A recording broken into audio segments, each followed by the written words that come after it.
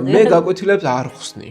კვირაში ერთხელ თუ სკოლასთან კავშირი არ გაქვთ, ჩათვალეთ რომ თქვენი შვილი კვდება. თქვენ გამოცდაზე ზეპირი გამოცდა არ გაქვთ, თქვენ გაქვთ ტესტის წერა. მინიმალური ცოდნით 30%-იანი ცოდნით მაქსიმალურ შედეგი აიღონ თუნდაც არჩევით ბოლოიან კითხვაში. მუსიკა, ხელოვნება და სამოქალაქო არა.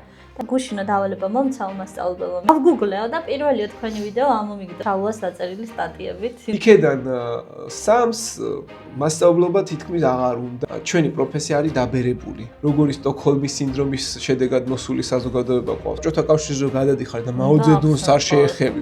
იქამდე მისასვლელად პაიკები უნდა დაახოცო, იქ დედოფალი ლაზიერი მოკლე იქ და მიეცით რომ ბებიებისგან და ბაბუებისგან აიღონ ინტერვიუ.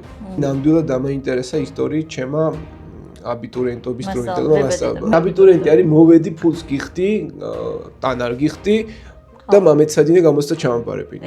არის საშინელება. რა გახსოვდათ? მე პირადად არაფერი არ მახსოვდა. არათუ სწავლება არ არის. საერთოდ არაფერ შუაში არ არის სწავლებასთან. ჩასაფრებულები რა რეალურად თუ რაღაცას ვაკრიტიკებთ ობიექტურად. ზღვარი არის იწყება სადღაც და სრულდება სადღაც. სიცოცხლის უნარიანია და რამდენადაც თავად იქნები ასეთი. ბავშვებს ზოგადად ძულთ დაზეპირება.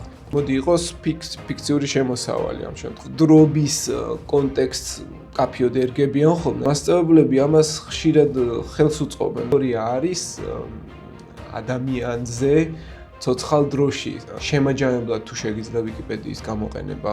კვეთილები არ დავასრულო. 20 ბავშვს მოუყოლია ბოლო 6 თვეში მთელი 300-400 მოსწავლიდან ვისკო. ახლოებით ალბათ 3-4 თვეში ვფიქრობ რომ დავასრულებ გამოვა ჩემი ერთ-ერთი პირველი წიგნი. ძირითად შემთხვევაში სკოლაშიც სტერეოტიპულად ასოცირდება ხოლმე მხოლოდ თარიღების სწავლასთან. ისტორიას აბარებს, ანუ ერთხელ მაინც თუ აქვს ისტორიის საკითხი დასერჩილი, სადმე არ აქვს მნიშვნელობა რომელ პლატფორმაზე, აუცილებლად შევხვდებოდით შალვას პლატფორმებს. შეიძლება ითქვას სიამაყით ვიტყვი რომ დებიუტი პირველი ვიყავი ალბათ. ნამდვილად კი. ვახდი მასწავლებლის ეროვნული ჯილდოს ფინალისტი. მოგესალმებით მეგობრებო, თქვენ უყურებთ მენავდა მასწავლებლის პოდკასტის მე-7 ეპიზოდს. დღეს ჩვენი სტუმარია ისტორიკოსი, მასწავლებლის 2025 წლის ეროვნული ჯილდოს ფინალისტი შალვა მინდაძე და ვისაუბრებთ ისტორიის საგნის სპეციფიკაზე. ვიდეო არის განკუთვნილი აბიტურიენტებისთვის უფრო მეტად, მაგრამ შევეხებით ასევე სკოლის დონეზეც, ასე ვთქვათ, ისტორიის სწავლებას, როგორ გაიმარტივოთ ეს პროცესი. შალვა გაგვეცნობა, ძალიან საინტერესო პლატფორმები აქვს, რომელიც აუცილებლად უნდა გამოიწეროთ და ყველა პლატფორმა იქნება YouTube-ის აღწერაში. შალვა გაგვეცანი მოკლედ და მე გადავიდეთ უშუალოდ. გამარჯობა, მარიამ, პირველ რიგში გილოცავ, ჩემთვის აქ მოსვლა დებიუტია შენთან შეხვედრა და ამ ტიპის, ასე ვთქვათ, მონოლოგი თუ დიალოგი ვნახოთ რა გამოგვიღა. გისურვებ წარმატებას ამ პოდკასტს, შენს არხებს და შენ პირადად პროფესიულ თუ პირად საქმიანობაში. რაც შეეხება ჩემს, ასე ვთქვათ, განვლილ ცხოვრებას, ძალიან ისეთია. მოკლედ გეტყვით, ვსწავლობდი ისტორიულზე, ილიას სახელმწიფო უნივერსიტეტში დავამთავრე შუა საუკუნეების კვლევების მაგისტრატურა, მაგისტრი ვარ. და ახლა ვემზადები, ჯერ არ ვიცი რისთვისაცები დოქტორანტურისთვის თუ ისევ ისტორიას გავყვები მაგალითად და ცოტა არ იყოს და განათლების ადმინისტრირება მომაც მიმიზიდა, ნახოთ შეიძლება მაგასაც გავყვე.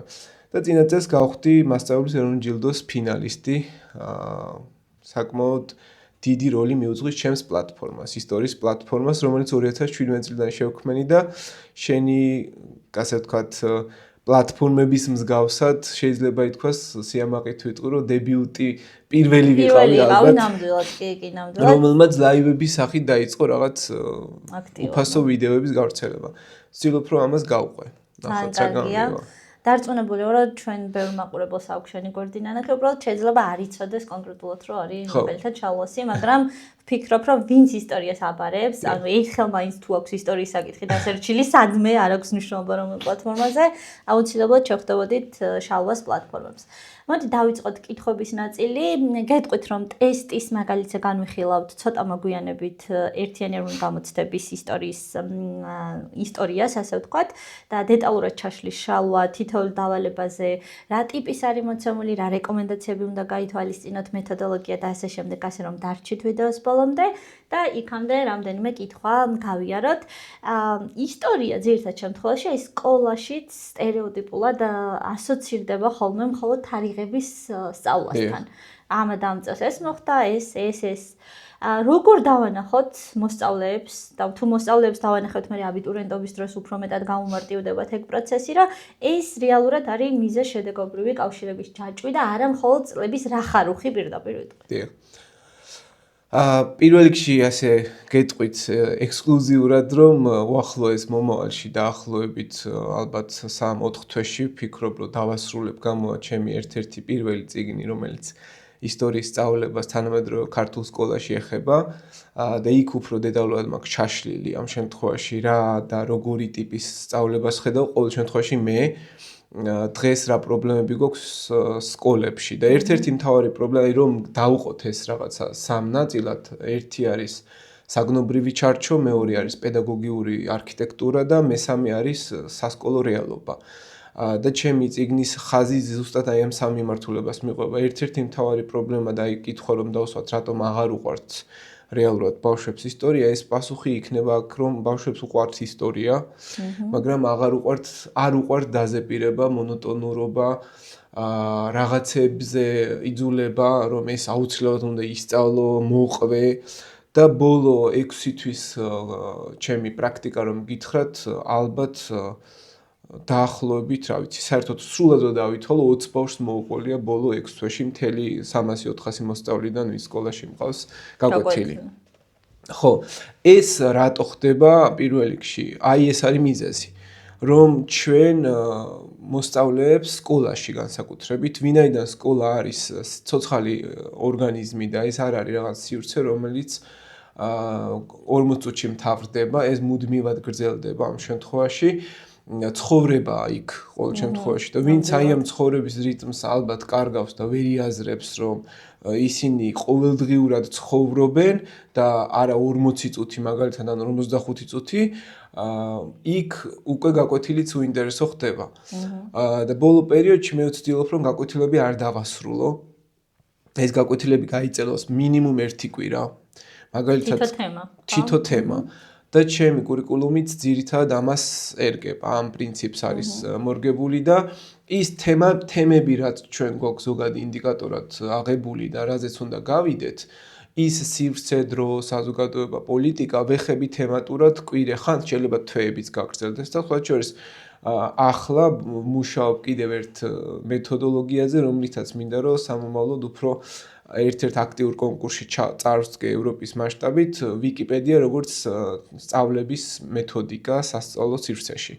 უბრალოდ ჯერ ტესტავ რამოდენიმე ნაწილში როგორ გამოდის ბავშვები, როგორ ითვისებენ, აი მაგალითად შემაჯამებლად თუ შეგიძლია ვიკიპედიის გამოყენება და რამოდენიმე ჯერ უკვე გავაკეთე წინა სემესტრში ბავშვებს ჰქონდათ ერთი თვე მიცემული, რომ მათ უნდა შეექმნათ სტატია ვიდეოებით წინასწარ გაკვეთილებზე ვამუშავე 1 კვირა და სტატიების წერა სწავლობდნენ. ეს იმდენად ახალი იყო მათთვის. ზოგმა რაღაცა გადასალახბარიერად დაისახა რომ ეს უნდა გადავლახო, ზოგმა თქვა რომ მე ვერ შევძლებ ამას და უყურებდა და აი ეხა მეორე სემესტრშიც რომ დავიწყე იგი, ისევ დაბრუნდი და ეხა გადალახა იმან ვინც წინა წელს ვერ გადალახა. ანუ რეალურად ისტორია იმდენად როგორც მარკ ბლოხი ამბობს, ისტორია არის ადამიანზე ცოცხალ დროში, აი ეს სივრცე, რომელიც ყოველდღიურად ჩვენ გვეხება და თუ ჩვენ ისტორიას გავხდით წარსულად მოვიაზრებთ ამ შემთხვევაში, მაშინ მივხვდებით რომ ეს საგანი მოკვდა. იმიტომ რომ ისტორია თავის მხრივ მკვდარია. და მასწავლებლები ამას ხშირად ხელს უწყობენ, რომ მკვდარი საგანი ასწავლონ, როგორც რაღაცა ერთი შეხედვით ლათინურია მკვდარი, მაგრამ ერთ-ერთ შემეგობარს უწერია ხოლმე ხშირად ამბობს ხოლმე, აღარ მახსოვს ეს ვინ თქვა, ლათინური მკვდარი არ არისო, თქვენ ხარ მკვდრებიო შემთხვევაში და ნამდვილად ასეა ისტორიაშიც. მასწავლებლების, არ ვიცი ახლა პროცენტულად მე არ დამითვლია, მაგრამ ჩემი სუბიექტური შეფასებით ეს შეიძლება იყოს 60% ალბათ 70%, რომლებიც სამწუხაროდ მკვდრობის კონტექსტს კაფიოდ ერგებიან ხოლმე ხშირ შემთხვევაში. რატო? იმიტომ რომ ამ საგანს, რომელსაც ჭირდება სიცოცხლე და ყოველდღიურად უნდა რაღაცა ახალი შემოუტანო და ის გვეზარება რეალურად მასწავლებლებს და არ გვინდა ამის გაკეთება, მით უმეტეს იმ ფონზე, როცა საშინელი სოციალური გარემო გაქვს, როცა თვლი და ხა შენს ვიდეოებსაც რომ უყურებ ხოლმე, აი ენერგია, რასაც ადამიანები დებენ თავიანთი უნარების, ფინანსური უზრუნველყოფის და ყველაფრისთვის, მეც მათ შორის ამას ჭირდება იმდენად დიდი ენერგია და ენთუზიაზმი, რომ ხანდახან მიხვდები, რომ აი ამ ყველაფრით იღლები და სკოლას მოდი იყოს ფიქციური შემოსავალი ამ შემთხვევაში ყოველდღიურად და თავს ანებებენ იმ ცოცხალ პროცესებს. მაგრამ ალბათ ეხლა ცოტა ნაადრევია ამაზე საუბარი, მაგრამ აი ჯილდოზე წარდგენამ პირობითად ჩემზე ეგ გავლენა არსებითად მოახდინა. რომ მივხვდი, რომ ისტორია შეიძლება გახადო მარტო აბიტურიენტების სასწავლებელი, იმიტომ რომ გამოსცა აქვთ და ჩააბარონ კი არა, მარტო მაგალითად იმისთვის რომ ფინანსური უზრუნველყოფა გქონდეს და მოიზიდო ვიღაცები, არამედ ეს საგანი ჩემ პლატფორმად თავდაპირველ მიზანს ახლა უფრო პასუხობს ალბათ ვიდრე მაშინ, იმიტომ რომ ეს ხო ერთგვარი პიარია, რომ შენ რაღაცას უფასოდ აზიარებ და თან იღებ შესაბამის ჯგუფსაც, ადამიანებსაც და რა ვიცი, ბევრ რაღაცას. ამგვარად ამ კონტექსტის გათვალისწინებით შეიძლება ვთქვათ, რომ ბავშვებს ზოგადად ზულთ დაზეპირება. და ალბათ თუ ვინმე რომელიმე მასწავლებელი ფიქრობს, რომ მისი მოსწავლეს საგანი ეზიზღება, ამის მიზეზი უნდა ეძიოს დაზეპირებაში. იძულებაში, მით უმეტეს იმ თაობასთან, რომელიც დაიბადა 2000 წლის შემდგომ, შეუძლებელია თითქმის, რომ მათი იხტიბარი გატეხო და რაც სურვილი აქვთ, იმას გადააბიჯოთ, თუ თვითონ არ უნდათ. აი მონდომებაზე უფრო უნდა იმუშაო და რამდენადაც ისტორიას დაანახებ, რომ სიცოცხლის უნარიანია და რამდენადაც თავად იქნები ასეთი და რამდენადაც გაკვეთილის ჩარჩოებს გაცდები, იმიტომ რომ თუ ზღვარს აწესებ, ზღვარი არის იწყება სადღაც და სრულდება სადღაც, ხო? ანუ ამ ზღვარს აქვს შესაბამისი ჩარჩოები, რომლებშიც ბავშვს თავიდან ესვავ. და აი აბა ჩქარა ეხა ამაზე გადავიდეთ. მაგალითად იმდენი რესურსია რეალურად, როცა ვამბობთ ხოლმე, რომ მასწავლებლებს რესურსი არ გვაქვს, ჩვენ შეგვიძლია შევქმნათ რესურსები და მაინც სახელმწიფოს ეხლა ცოტა ისე გამომდის ჩემი პოზიციიდან გამომდინარე, მაგრამ უნდა ვთქვა რა. არ ვართ ჩასაფრებულები რა, რეალურად თუ რაღაცას ვაკრიტიკებთ ობიექტურად. ხო, და რა არის ობიექტურობა ამ კონტექსტში? მაგალითად ის არის, რომ აი კიდევ ერთხელ ვამბობ, ვიკიპედიის სტატიების წერა, ფილმები, მე მაგალითად ერთ-ერთი ჩემი ასე ვთქვათ, ფონი, რითიც მე საკმაოდ დიდი პლუსები მივიღეთ ჯილდოზე, იყო ვიდეოებით სწავლება. რაც შენს გაქვს და ეს ვიდეოები, აი TikTok-ს სწავლება, TikTok-ი როგორც მასწავლებელი და არა რაღაც გასართობის სივრცე. და ის თქვენ ვიდეოებს მიგდებს ამას რო გეუბნება მოსწავლე, ეს უკვე ნიშნავს, რომ ის მოყვება. ანუ რომ უგდებს და ხვდება ალგორითმი, აკეთებს ამ ყველაფერს მესმის, მაგრამ შენ ხო რომ არ ყოფილიყავი მასწავლებელი და ვიღაც სხვა ყოფილიყო, ხო? ის შეხვდებოდა და არა შენ შეხვდებოდი. ამიტომ მე ვცდილობ, რომ ეხლა ვიღაცებს არ მოსწონთ ხოლმე ეს, მაგრამ ვცდილობ, რომ ყველას თვალებში გავეჭხირო, ასე ვთქვათ. აქაც და იქაც. ოღონდ ეს ამ შემთხვევაში გათვლა არ მაქვს პირობითად აი მარიამ მენაბდეს შევხვდე ბევრჯერ სადმე სივრცეში. არა, მოსწავლეს შევხვდე კონკრეტულ სივრცეში და ის მასწავლებლები, რომლებიც მე არ ვთხოვ ყველა მასწავლებლს, რომ თქვენ აიღეთ ტელეფონი და დაიწყეთ ესეთი ფოტოშორის ძალიან მოხშირდა და მე ეს კარგია რომ აუყო ძალიან დახშირდა. აი შენ დაიწყე მეც რო დავიწყე ამდენი არ იყო რა, მე რიმასწი იყო და რამდენიმე ნუ სხვა მიმართულ ხო, მაგრამ ეხა რო ვნახოთ, არ ვიცი შეიძლება ალგორითმიც მიგდებს, მაგრამ რო გადავდივარ უფრო ნამდვილად გააქტიურებული, იმიტომ რომ ადამიანები მიხვდნენ რომ ამ თაობას უნდა რაღაც აი მიხვე, იმიტომ რომ გინდა თუ არ გინდა ესენი პირობითად ამ ასპექტებს გარკვეულწილად ასეთი სახით ინფორმაციას იღებენ და ასე უნდა დააკმაყოფილო მათი ინტერესი ამ შემთხვევაში. ოღონდ ეს არ უნდა იყოს მუდმივი და სრული. რაც შეეხება აი თუ გავყვებით ახლა უშუალოდ პედაგოგიურ მეთოდურ არქიტექტურას, და ჩავყვებით დეტალებს, აქ არის ზუსტად გამოსაკვეთი როგორ გეგმავს, აწყობს და აფასებს მასწავლებლის სწავლებას თვითონ. იმიტომ რომ ვიღაცისთვის სწავლება არის ის უნივერსიტეტში მიღებული ცოდნის გადაცემა. კი ბატონო. ვიღაცისთვის სწავლება ჩემთვის მაგალითად სწავლება იყო იგივე რაც თქვი რომ გადამეცა ის ინფორმაცია, მაგრამ აი რაც ძალიან მცირე გამოცდილება მომცა 5 წლიანმა გამოცდილებამ რაც სკოლაში ვარ არის ის რომ ეს სწავლება არ არის. ეს სწავლებას არათუ სწავლება არ არის, საერთოდ არაფერ შუაში არ არის სწავლებასთან. და რატო? ერთია რომ შენ ყვები გაკვეთვის, მაგალითად შენ ბავშვებს ალოდინებ რომ აუხსნა უმნიშვნელოვანესი თემა როგორც შეიძლება იყოს დავით აღმაშენებლის ეპოქა. და არ უხსნი არც ერთ 20 გაკვეთილს არ უხსნი მაგალითად და ალოდინებ იმ 21 გაკვეთილზე. და მეორეა რომ ყოველდღე უხსნი 20-ვე გაკვეთის და 21-ესაც აუხსნი. ანუ აი ამ განსხვავებას რომელიც მუდმივობასთან და ფრაგმენტულობასთან არის კავშირში, ამას ბავშვები ყველაზე მეტად გრძნობენ. თუ 21-ვე გაკვეთის აუხსნი 21-ვე გაკვეთილი იქნება მონოტონური. მაგრამ თუ და აი რაღაც ხაზებს მისცემ საქართველოს ისტორიიდან, რომელმაც გარდამტეხი როლი ითამაშა თვითონ განვითარებაზე ეპოქის, მსოფლიო ისტორიიდან, რომელმაც მონღოლების შემოჭრა, მე ხარ უდიდესი გავლენა მოახდინა იქონია ყველაფერზე. და აი ეს გამოკვეთო. რაღაცები გამოკვეთო, იმიტომ რომ თქვენ ხო იყავით სკოლის მოსწავლე და დაასრულეთ სკოლა სანამ ისტორიულზე ჩაბარებდით, რა გახსოვდათ? მე პირადად არაფერი არ მახსოვდა თუ არ ჩავთვლით აბიტურიენტობის იმ ზოგად რაღაცა მონოტონურ და ხელოვნურ ჩარჩოს, რომელშიც ჩემმა მასწავლებელმა ჩამსვა. აი რომ ვის სწავლის პროცესში სხვანაირია. სწავლის პროცესში საერთოდ სხვანაირია. ლექტორმა რო გითხრა რომ წლებიო შეგიძლიათ არის სწავლოთ და მე თქვი რას ქვეწლები არ ვისწავლოთ ანუ და სხვადასხვა ჩვენ მაგას არ უყობთ აი წლები და ეს წლების სწავლება ცალკეა. ხო რა თქმა უნდა. საერთოდ ეს სხვა ფენომენია წლები და მოვლენების დამახსოვრება და ჩვენ არ ყოფთ ასევე ისტორიას დროითი აზროვნების ჭრილით, მაგალითად ადგილობრივი აზროვნება როგორია და ეს ჩვენ ისტორიის წიგნებს ყველაზე მეტად ეტყობა. რომ ჩვენ აი ხა ბოლო წიგნები რაც დაიბეჭდა მიუხედავად იმისა რომ ძალიან ქაოსია ამ წიგნებში და სად რა არის ვერ გაიგებს. ახლა რა იქნება ვინიცის საერთოდ და ძირითადად რაც ზოგადი ინფორმაცია მაქვს არის საშინელება. საშინელება არის აი სპირალდი ინფორმაცია რაც მაქვს.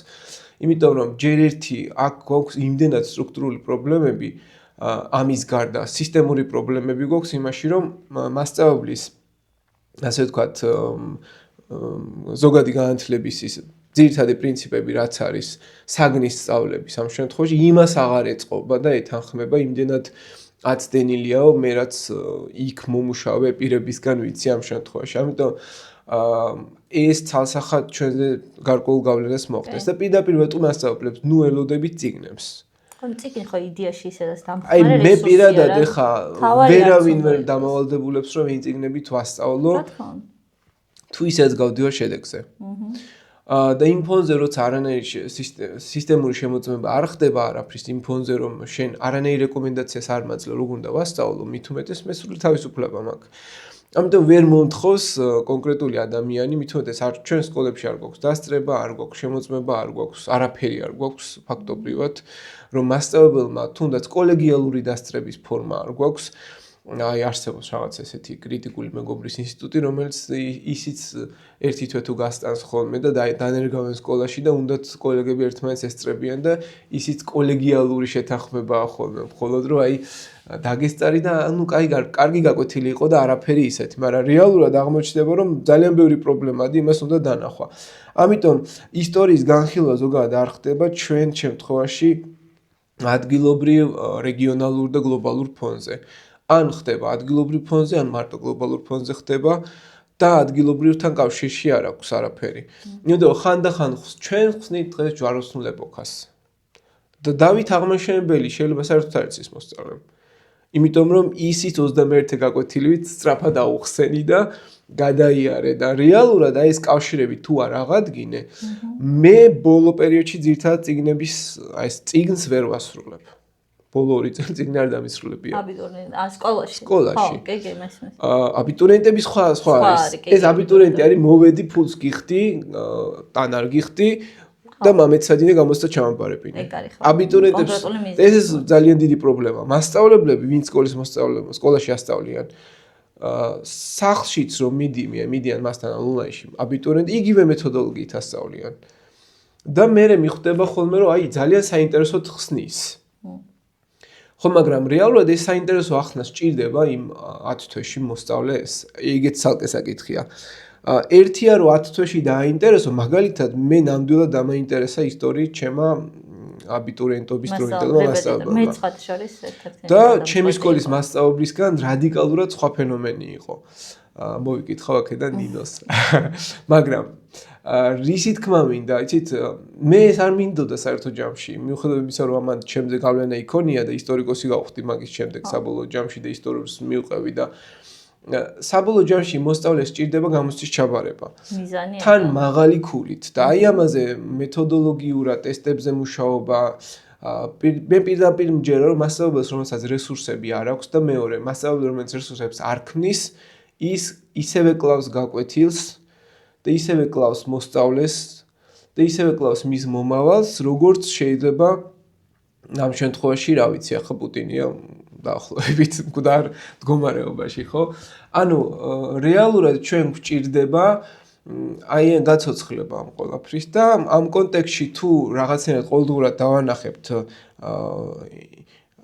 ხასიათს როგორია ისტორიის ცოცხალი როგორც ასეთი მაგალითად ჩააწერინო ერთ-ერთი აიღეთ ერთი კვირიანი თემა და მიეცით რომ ბებიებისგან და ბაბუებისგან აიღონ ინტერვიუ მათი საუკეთესო ტელეფონებით მოიტანონ და მონტაჟონ ბოლო თავის ტელეფონებით და მერე ესენი გააზიარონ. ანუ დაუთმეთ ერთი კვირა ამას, ოღონდ ეს იყოს წყაროთ მცოდნეობითი ხაზი. წყარო გამოიყენო როგორც ცოცხალი, იმიტომ რომ ეს თუ არ შეიგრძნო 12 წელში მოსწავლემ, არაფერი არ დარჩება, იმიტომ რომ თანამედროვე სამყაროში როცა არსებობს ხელოვნური ინტელექტი და რა ვიცი, რა აღარ არსებობს, საერთოდ არ მჭირდება, მე პირდაპირ ხვდები, მე თვითონ არ მჭირდება უკვე ადამიანი, რომელიც მე დამიჯდება და მასწავლის. კი, ნამდვილად ეგრეა. ამგვარად, ამას არსებითად ყურადღება უნდა მივაქცეთ. ჩვენ რეალურად თანამედროვე სკოლაში მასწავლებელი უნდა გავხადოთ მასწავლებელი მკვლევარი, რომელიც უშუალოდ მიყვება ყოველდღიურობას. მკვლევარი ნიშნავს, რომ შენ იკვლევ არსებულ სიტუაციას და არა წარსულს მაინც და მაინც, იმიტომ რომ ხშირად ეს ეშლებათ ხოლმე.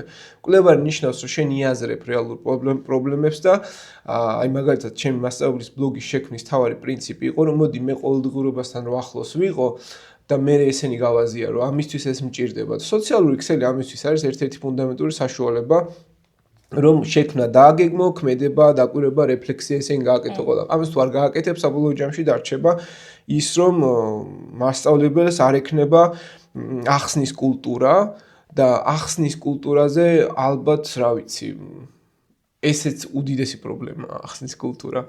აი ბავშვები არ ვიცი თუ ნახავენ ამ ვიდეოს და ნახავენ რა თქმა უნდა ალბათ მინდა რომ გააზიაროთ თქვენი აზრი კომენტარებში რანაირად გიხსნიან მასწავლებლები გაკვეთილს და ალბათ 10-დან 8 იქნება გვიყვებიან გაკვეთილს.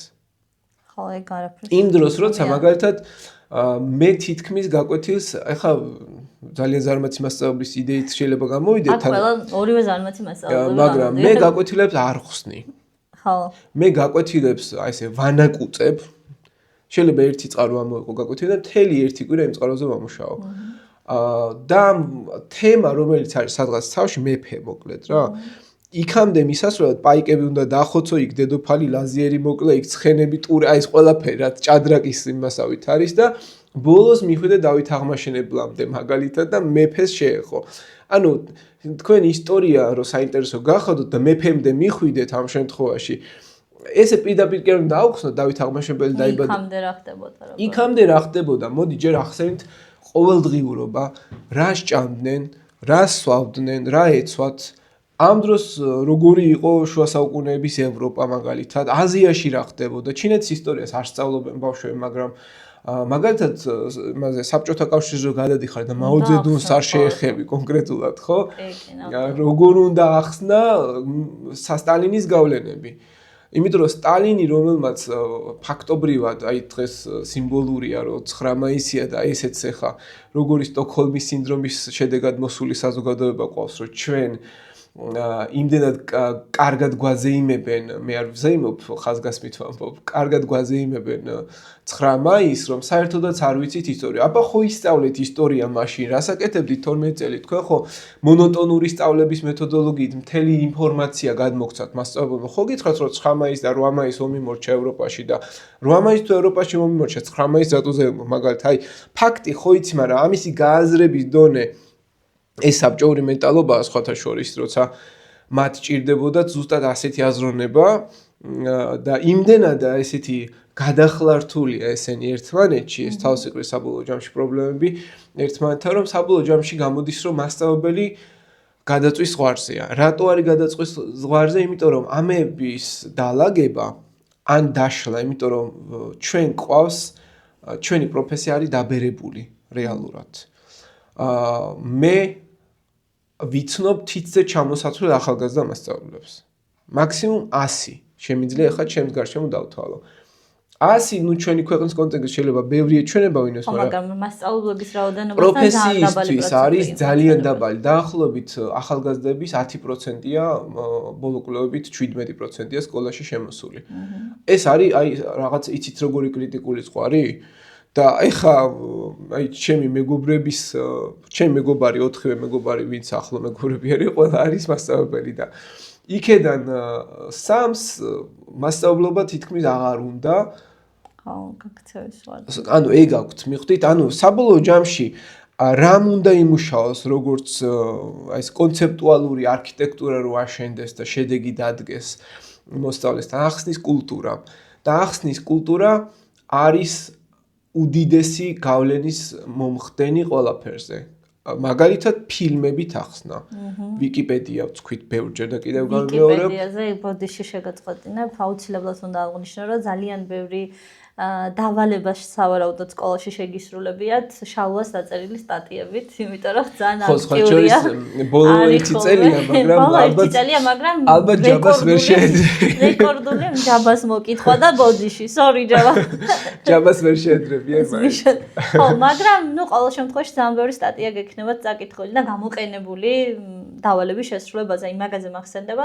რაღაც აბიტურიენტებისთვის ისეთი ინტენსივობით ვერა, მაგრამ ისტორიის საკითხს თემატურს განვიხილავდი და მე-10 კლასელი ბავშვი მეუბნება, რომ გუშინო დავალება მომცა მასწავლებელმა, მე ისტორიას არ ვასწავლი სკოლაში. და დამეზარაო, წაკითხვაო რა და დავგუგლეო და პირველია თქვენი ვიდეო ამომიგდეო და დავალება დავწერო და ქულა მივიღეო და ანუ ძალიან ბევრს ნიშნავს, რომ გაიგო ეგ არის რა, ნიშნავს სხვადასხვა გზების მოძებნა და ერთი-ორი სიტყვით რო შევეხოთ, აი მასწავლებელმა მაგალითად იმისთვის რომ ისტორიის სწავლება უფრო მეტად საინტერესო გახადოს, ფილმების თახსნა ახსენეთ ანას, აი რა მეთოდები შეიძლება გამოიყენოს საუბარში? ეს პირველ რიგში არის ის, რომ ჩვენ ისტორიული აზროვნების საფუძველი რაც არის, ეს არის მიზეზ-შედეგობრივი კავშირები. ამ მიზეზ-შედეგობრივი კავშირების ასაშენებლად ჩვენ ნებისმიერი რაღაც შეგვიძლია გამოიყენოთ. მე ძალიან მიყვარს კარგად გამოდის ხატვა და სანამ აი სრულად პროექტორზე და პრეზენტაციებზე გადავერთებოდი, დაფაზე ვხაზავდი ხოლმე, ვხატავდი და სქემატურად ვუხსნიდი ხოლმე. დაფის გამოყენებაც არ ცი და ეს ყველაფერი თუ ნოსტალგია გოგ შეგიძლიათ გამოიყენოთ და ესე დახაზოთ. არ დაწეროთ. იმისი დაწერა, რაც ისედაც წერია, აზრი არა. არის გაფლანგული დრო. დახაზოთ სქემა, რომელიც არ გაქვთ. ანუ რაც არ გაქვთ, ის უნდა დახაზოთ. წიგნიდან გადმოხაზოთ დაფაზე, ესეც ისულელი მგონია. ხა დიდად დავინახო, ხო, პატარზე დაინახე, რა შეიძლება ყველას აქვს წიგნი, ხო? ანუ მიზეზ-შედეგობრივი კავშირის აღდგენა არის ერთ-ერთი მნიშვნელოვანი, რაცაც უნდა შევეხოთ. ანალიზი და სტრუქტურული ბალანსი. ანალიზი ხშირად არის, რომ ალექსანდრეზე ჩავყვებით და გვავიწყდება მთელი ეპოქის მიმოხილვა. ან შეიძლება მასწავლებელმა ახსნა 5 ძირითადი ასე ვთქვათ, ფრაგმენტი იმ ეპოქიდან და მე თვითონ ბავშვებმა აწყონ ასოციაციური რუკა. გააზრებული შედარებები, რომელიც ყოველდღიურობას, პოლიტიკას, ეკონომიკას ერთმანეთთან ადარებს. მაგალითად, აგერ უნდა რომ იწერთ ხოლმე რაღაცებს, გამოიწერეთ ეს 5 ლარიანი და 7 ლარიანი ტანსაცმელი და შეიტანეთ ეს და მე აი ამ რესურსით წარსდեք, იცი, თემატური პრეზენტაციებისას ბავშვებმა რაღაცა როლური თამაშები დაადგმევინეთ, ინსცენირება გააკეთეთ, გააცოცხლეთ, სასამართლო პროცესი დადგით, რაღაც ესე ფილმი გადაიღეთ კონკრეტული, ასევე არის ძალიან მნიშვნელოვანი კონტექსტუალიზაცია, რომელიც არის მოვლენის წყაროს განთავსება იმ დროის პირობებში, რაც არის კონტექსტურად და ჩვენ რასაც კითხულობთ ხშირად გეორგიევსკის ტრაქტატი მახსენდება ხოლმე ძირითადად, იმიტომ რომ გეორგიევსკის ტრაქტატს მთელი საზოგადოება განიხილავს როგორც უდიდეს მიღწევას ერთდროულად და თან უდიდეს ფარს და ტყუილს. მაგრამ საბოლოო ჯამში ვიღაცა თუ რაღაც ისეთი თქვა, რაც კონტექსტს ეწინააღმდეგება, საბოლოო ჯამში შეიძლება, რა ვიცი, ჩაქოლონ და საშინელ დღეში ჩააგდონ. ანუ რეალურად ეს რო არ მოხდეს, ამას სჭირდება ისეთი პირობების შექმნა საკლასო სივრცეში, რომ მოსწავლემ გაიაზროს კონტექსტი. ისე არ მიხვდეს, რომ გეორგიევსკის ტრაქტატის გაფორმება იყო მართლა და მართლა რანაირი მეფე ხარ თუ თავისუფლებას აბარებ, არა. არამედ გაიგოს, რომ ეს იყო უკიდურესი გზა ბეწვის ხიდზე გავლა, მაგრამ თან შანსი და თან აი ეს თუ უნდა დაანახო რაღაცნაირად და რადიკალური დასკვნების გამოტანისგან თავი შეიკავო იმ გაკვეთილზე, იმიტომ რომ ეს უკვე სუბიექტური აზრია. თუ მასწავლებელი ისტორიის მასწავლებელი დასკვნას გამოიტანს და მის სუბიექტურად, იმიტომ რომ თქვენ გჯერათ, რომ ისტორიული ფაქტის და ფაქტების შედეგად მიღებული ცოდნის, აი რაც გაქვს რა მასწავლებელს ცოდნა, ის დასკვნა არის წიგნიდან ამოღებული თუ შენი დასკვნაა ეს. აი თქვენ გჯერათ, რომ ეს სხვა რამიდან მოდის, ანუ ეს ჩემი დასკვნა არ არის და აი არა, მასალიდან. ხო, ეხლა მე ვსაუბრობ მასალიდან გამომდინარე. ისიც არიცი რეალურია პირობითად. არა, მასალას თავი დავანებოთ, მე ხო დასკვნა დავდე და ეს დასკვნა არის ჩემი ორიგინალი. და ეს ჩემი სუბიექტურიც გამოდის შესაბამისად. ეხლა მე შემიძლია ვთქვა, რომ წიგნიდან ამოვიღე, მაგრამ წიგნიდან ამოვიღე, რას ქვია, ანუ შენ თქვი და საბოლოო ჯამში მაგრამ ნუ იმის ანალიზი მაშინ წიგნში წერია ეგ დასკვნა, ანუ მაშინ წიგს მიყვები მთლიანად და აი ეგეც მნიშვნელოვანია, თუ მხოლოდ წიგს მიყვები, მაშინ სად არის ის კრიტიკული გააზრება, რომელიც დაკარგულია საბოლოო ჯამში და მე ძალიან მომწონს კონტრფაქტუალური აზროვნებას ეძახიან თანამედროვე სამყაროში ამას, ეს არის მეთოდი, რომელიც სვამს კითხვას, რა მოხდებოდა თუ. მისი მიზანი არის არა ფანტაზია, ამას პეპლის ეფექტს ეძახი, სხვა შორის და ერთხელ მახსოვს გადიოდა GDS ესეთი გადაცემა პეპლის ეფექტი, რომელიც რა მოხდებოდა თუ ლუდოვიკ მე-16-ს თავს არ მოკვეთდნენ. რა მოხდებოდა თუ ამერიკის რევოლუცია წარუმატებელი იქნებოდა და ჯორჯ ვაშინგტონი ვერ გახდებოდა პირველი პრეზიდენტი. ანუ რა მოხდებოდა თუ სტალინი მალე მოკვდებოდა, რა ვიცი. ანუ ეს არის პეპლის ეფექტი, რომელიც ბავშვს ფანტაზიას კი არ უვითარებს, აი ამ კონტექსტიდან გამომდინარე ინფორმაციას, რაც სამყაროში არსებობდა, მაშინ აკავშირებს და სინთეზი, აი ბურთი იქნება, ჩვენ ხო რაღაცა ბურთიანი სამყარო გვაქვს საბოლოო ჯამში, ეს ხო დიდი galaktikebtan არის კავშირი, ისიც კავშირშია საბოლოო ჯამში დიდი ქსელი იქმნება.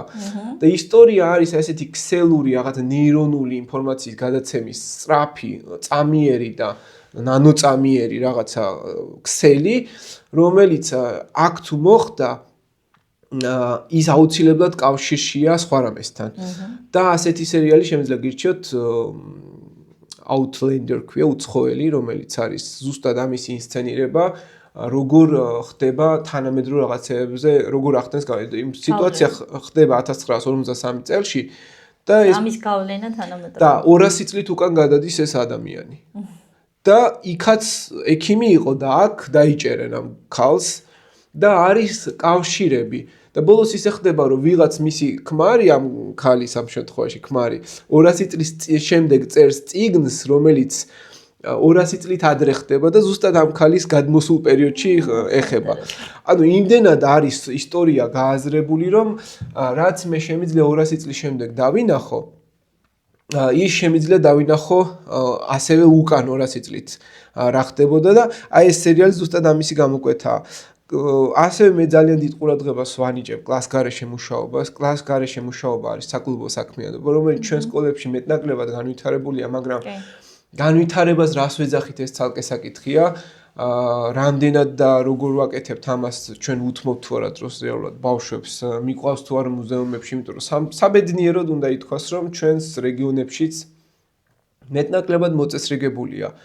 ყოველ შემთხვევაში არსებობს რეგიონული მუზეუმები, კულტურული სივრცეები, რაღაცები, რაც უბრალოდ არ არსებობს ბევრი ლექცია მაგალითად, აი დედაქალაქში ეს ყველაფერი თავმოყრილი და თუმცა თანამედროვე სამყაროში, ონლაინ სამყაროშიც კი უკვე შესაძლებელია, მაგრამ ეს სიცოცხლის უნარიანობა რო არ დაკარგოს, გასვლითი აქტივობები ძალიან მნიშვნელოვანი და ამას ალბათ ყურადღება უნდა მივაქციოთ, მედია წიგნიერება, რომელიც ასევე გამოსაკვეთია და აი ამ ყველაფრის მორგება ჩვენი სკოლის კონტექსტზე, მიზნები, მეთოდები, შეფასება რაც არის და აი ეს დროითი აზროვნება, მიკერძოება, ხედვათა დიალოგი და კარგად დასაბუთებული უთანხმოებაც კი არის მისაღები. ოღონდ ჩვენ ესენი საგნობრივი კვლევის ნაწილში, მოქმედებითი კვლევის ნაწილში ყველაფერი უნდა შევკრათ და რაღაცა ერთიანი ის გავაკეთოთ, რომელშიც მოსწავლე თავს იგრძნობს კომფორტულად. მარტივი კითხვა და მაშინ დასვით კითხვა ხოლმე ასეთი. თქვენ იგრძნობდით თავს ივლიდით იმ ადგილზე, სადაც თავს კომფორტულად არ გრძნობთ. ანუ თქვენ მასწავლებლები ვალდებულები ხართ მოსწავლეს თავი აგრძნობინოთ კომფორტულად, როგორი ესეთი იმადაც არ უნდა მოგეჩვენოთ. აი ეს თუ დაივიწყეთ, იმიტომ რომ მე მასწავლებელი ვარ და მე გადავწყვეტ რა უნდა გააკეთო. არ არის ხო? ეს აი დაივიწყეთ რა სკოლაში აღარ მოვა ბავშვი და აღარ ისურვეს. მე კანონი ასე გეტყვის და გაიძულებ და ქულას არ დაგიწერ და ეს მუქარაა. ანუ შენ მასწავლებელი ხარ ექიმი, რომელთანაც შენთან მოდის პაციენტი, უხეშად რო ვთქვათ, და შენ ეუბნები რომ აი ესე უნდა მოიქცე, ესე უნდა გააკეთო და ეს იქნება შედეგი. ეს მესმის სწორია. მაგრამ ეს ბავშვი გეუბნება, ვიცი რა, მე რო ამ წამას ვსვავ, ეს გვერდითი მოვლენა მაქვს და არაკომფორტულად გრძნობს თავს და იქნებ მაინც დალიე. გაივლის, ანუ ეს არ ხდება, რომ რაღაცებმა გაიაროს საბოლოო ჯამში. ამიტომ მასწავლებელმა უნდა გამოიყენოს ეს ენობრივი სიცხადე, ენობრივი სიცხადე ხელს უწყობს იმას, რომ მოსწავლემ თავი იგრძნოს შენიანად. მაღალფარდოვან სიტყვებს მოერიდოს, იყოს, მაგალითად მე ძალიან მიყვარს იყო დიქოტომია. და ისეთ ახალ კლასებში რომ შევდივარ ხოლმე, ერთი თვე ამ სიტყვას ვიყენებ ხოლმე, ოღონდ სპეციალურად ვიყენებ.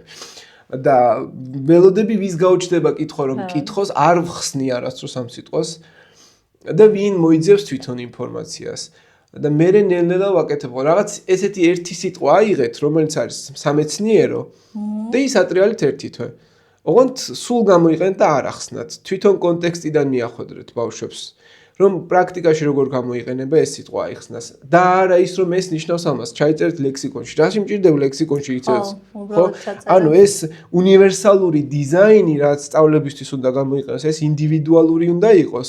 და თან მედია წიგნიერებასთან კავშირში იყოს, მით უმეტეს იმ ფონზე, რომ სოციალური სამყარო ჩვენს ქვეყანაში მეტნაკლებად კი არა ძალიან განვითარებულია ამ შემთხვევაში და ყველას თითქმის ხელი მიუწვდება უკვე ამ სივრცეზე.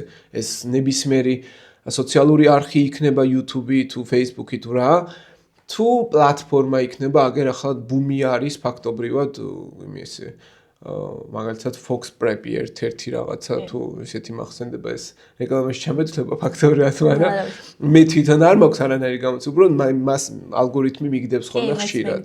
რაღაცები გადავხედე, მეც მქონდა გაზიარებული აუდიტორისთვის და საკმაოდ საინტერესო შეთავაზებები აქვს და ისეთია რა, ტელეფონიდანაც რომ შეგიძლია სიტყვაზე მასწავლებიდან მასწავლებლამდე რომ მიდიხარ, აკეთო და ეგ არის იდეაში ძალიან მნიშვნელოვანი.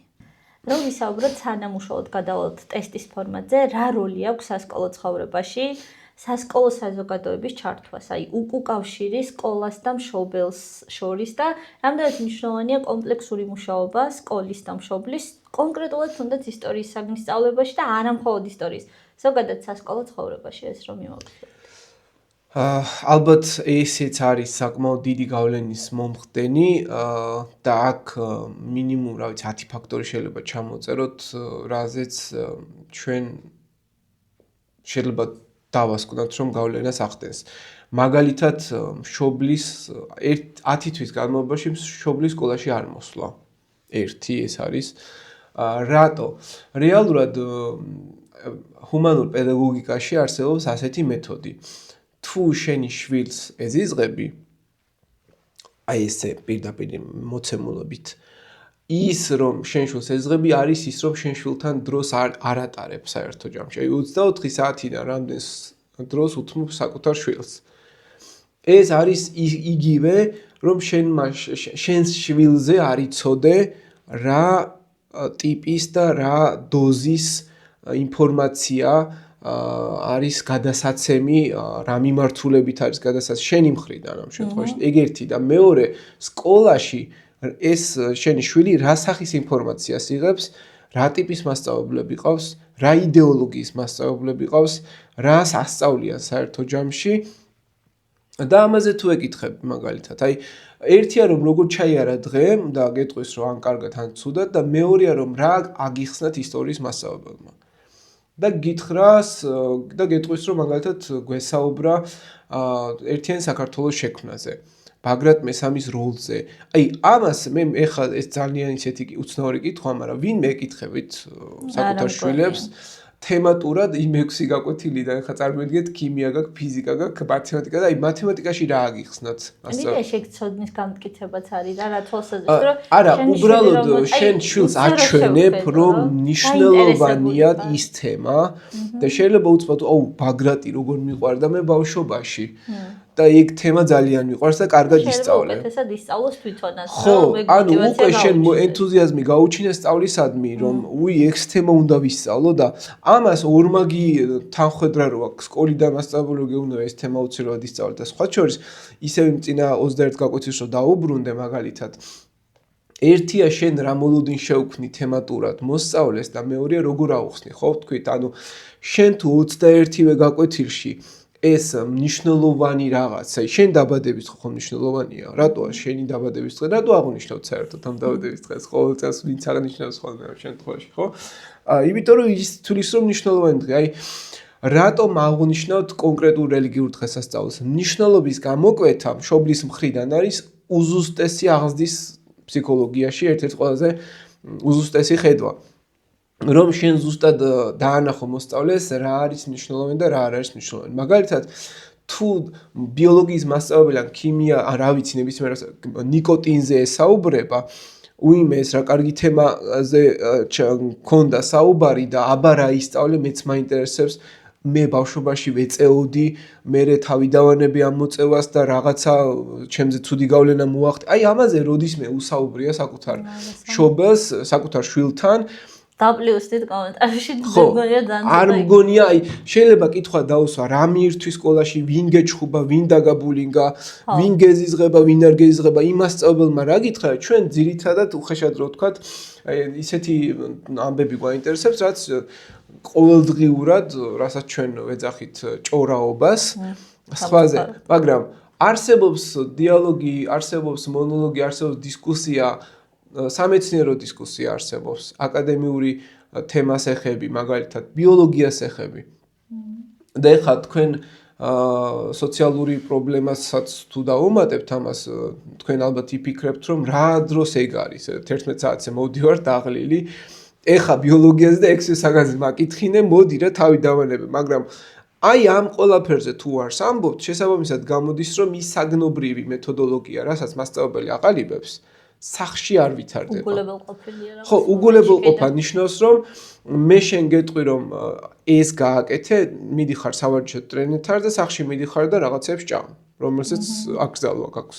იგივეა ყველა მოცემულობით. ამიტომ მშობელი არის უმნიშვნელოვანესი სასკოლო საზოგადოება ის რაც თანამედროვე სკოლის პრობლემა არის ჩვენს ქვეყანაში განსაკუთრებით არის მშობლის დაქვეითებული, გადაგვარებული როლი მესმის ძალიან დიდი გულის ტკივილით რომ ეს არის სოციალური პრობლემა ძალიან ბევრ ოჯახშიც არ ყავს ფიზიკური მრავალშვილიანობის პრობლემა სივიწროვის პრობლემა ის რომ მაგალითად 10 საათზე პატარა ბავშვებს უნდა ეძინოთ უკვე და იძინებენ და ეხლა მე 17 წლის მოვდივარ და დედა სადგესაუბრო ერთი ოთახი გვაქვს და გაიღვიძებენ მაგრამ აი იმდენი პრობლემაა ეს უკვე გასაგებია მაგრამ სადაც არ არის იქაც რო იგივე პრობლემაა და რომ იცი რომ არ არის და იქაც იგივე პრობლემაა ამგვარად ფიქრობ რომ ეს კითხვები რომელიც საგანს ეხება ბავშვს უღვიძებს ინტერესს თემატური ინტერესს უღვიძებს და შენ როლს აჩვენებს რომ ნახე შენ ესე იგი კარგი მოსწავლე იყავი თუ როგორი მოსწავლე იყავი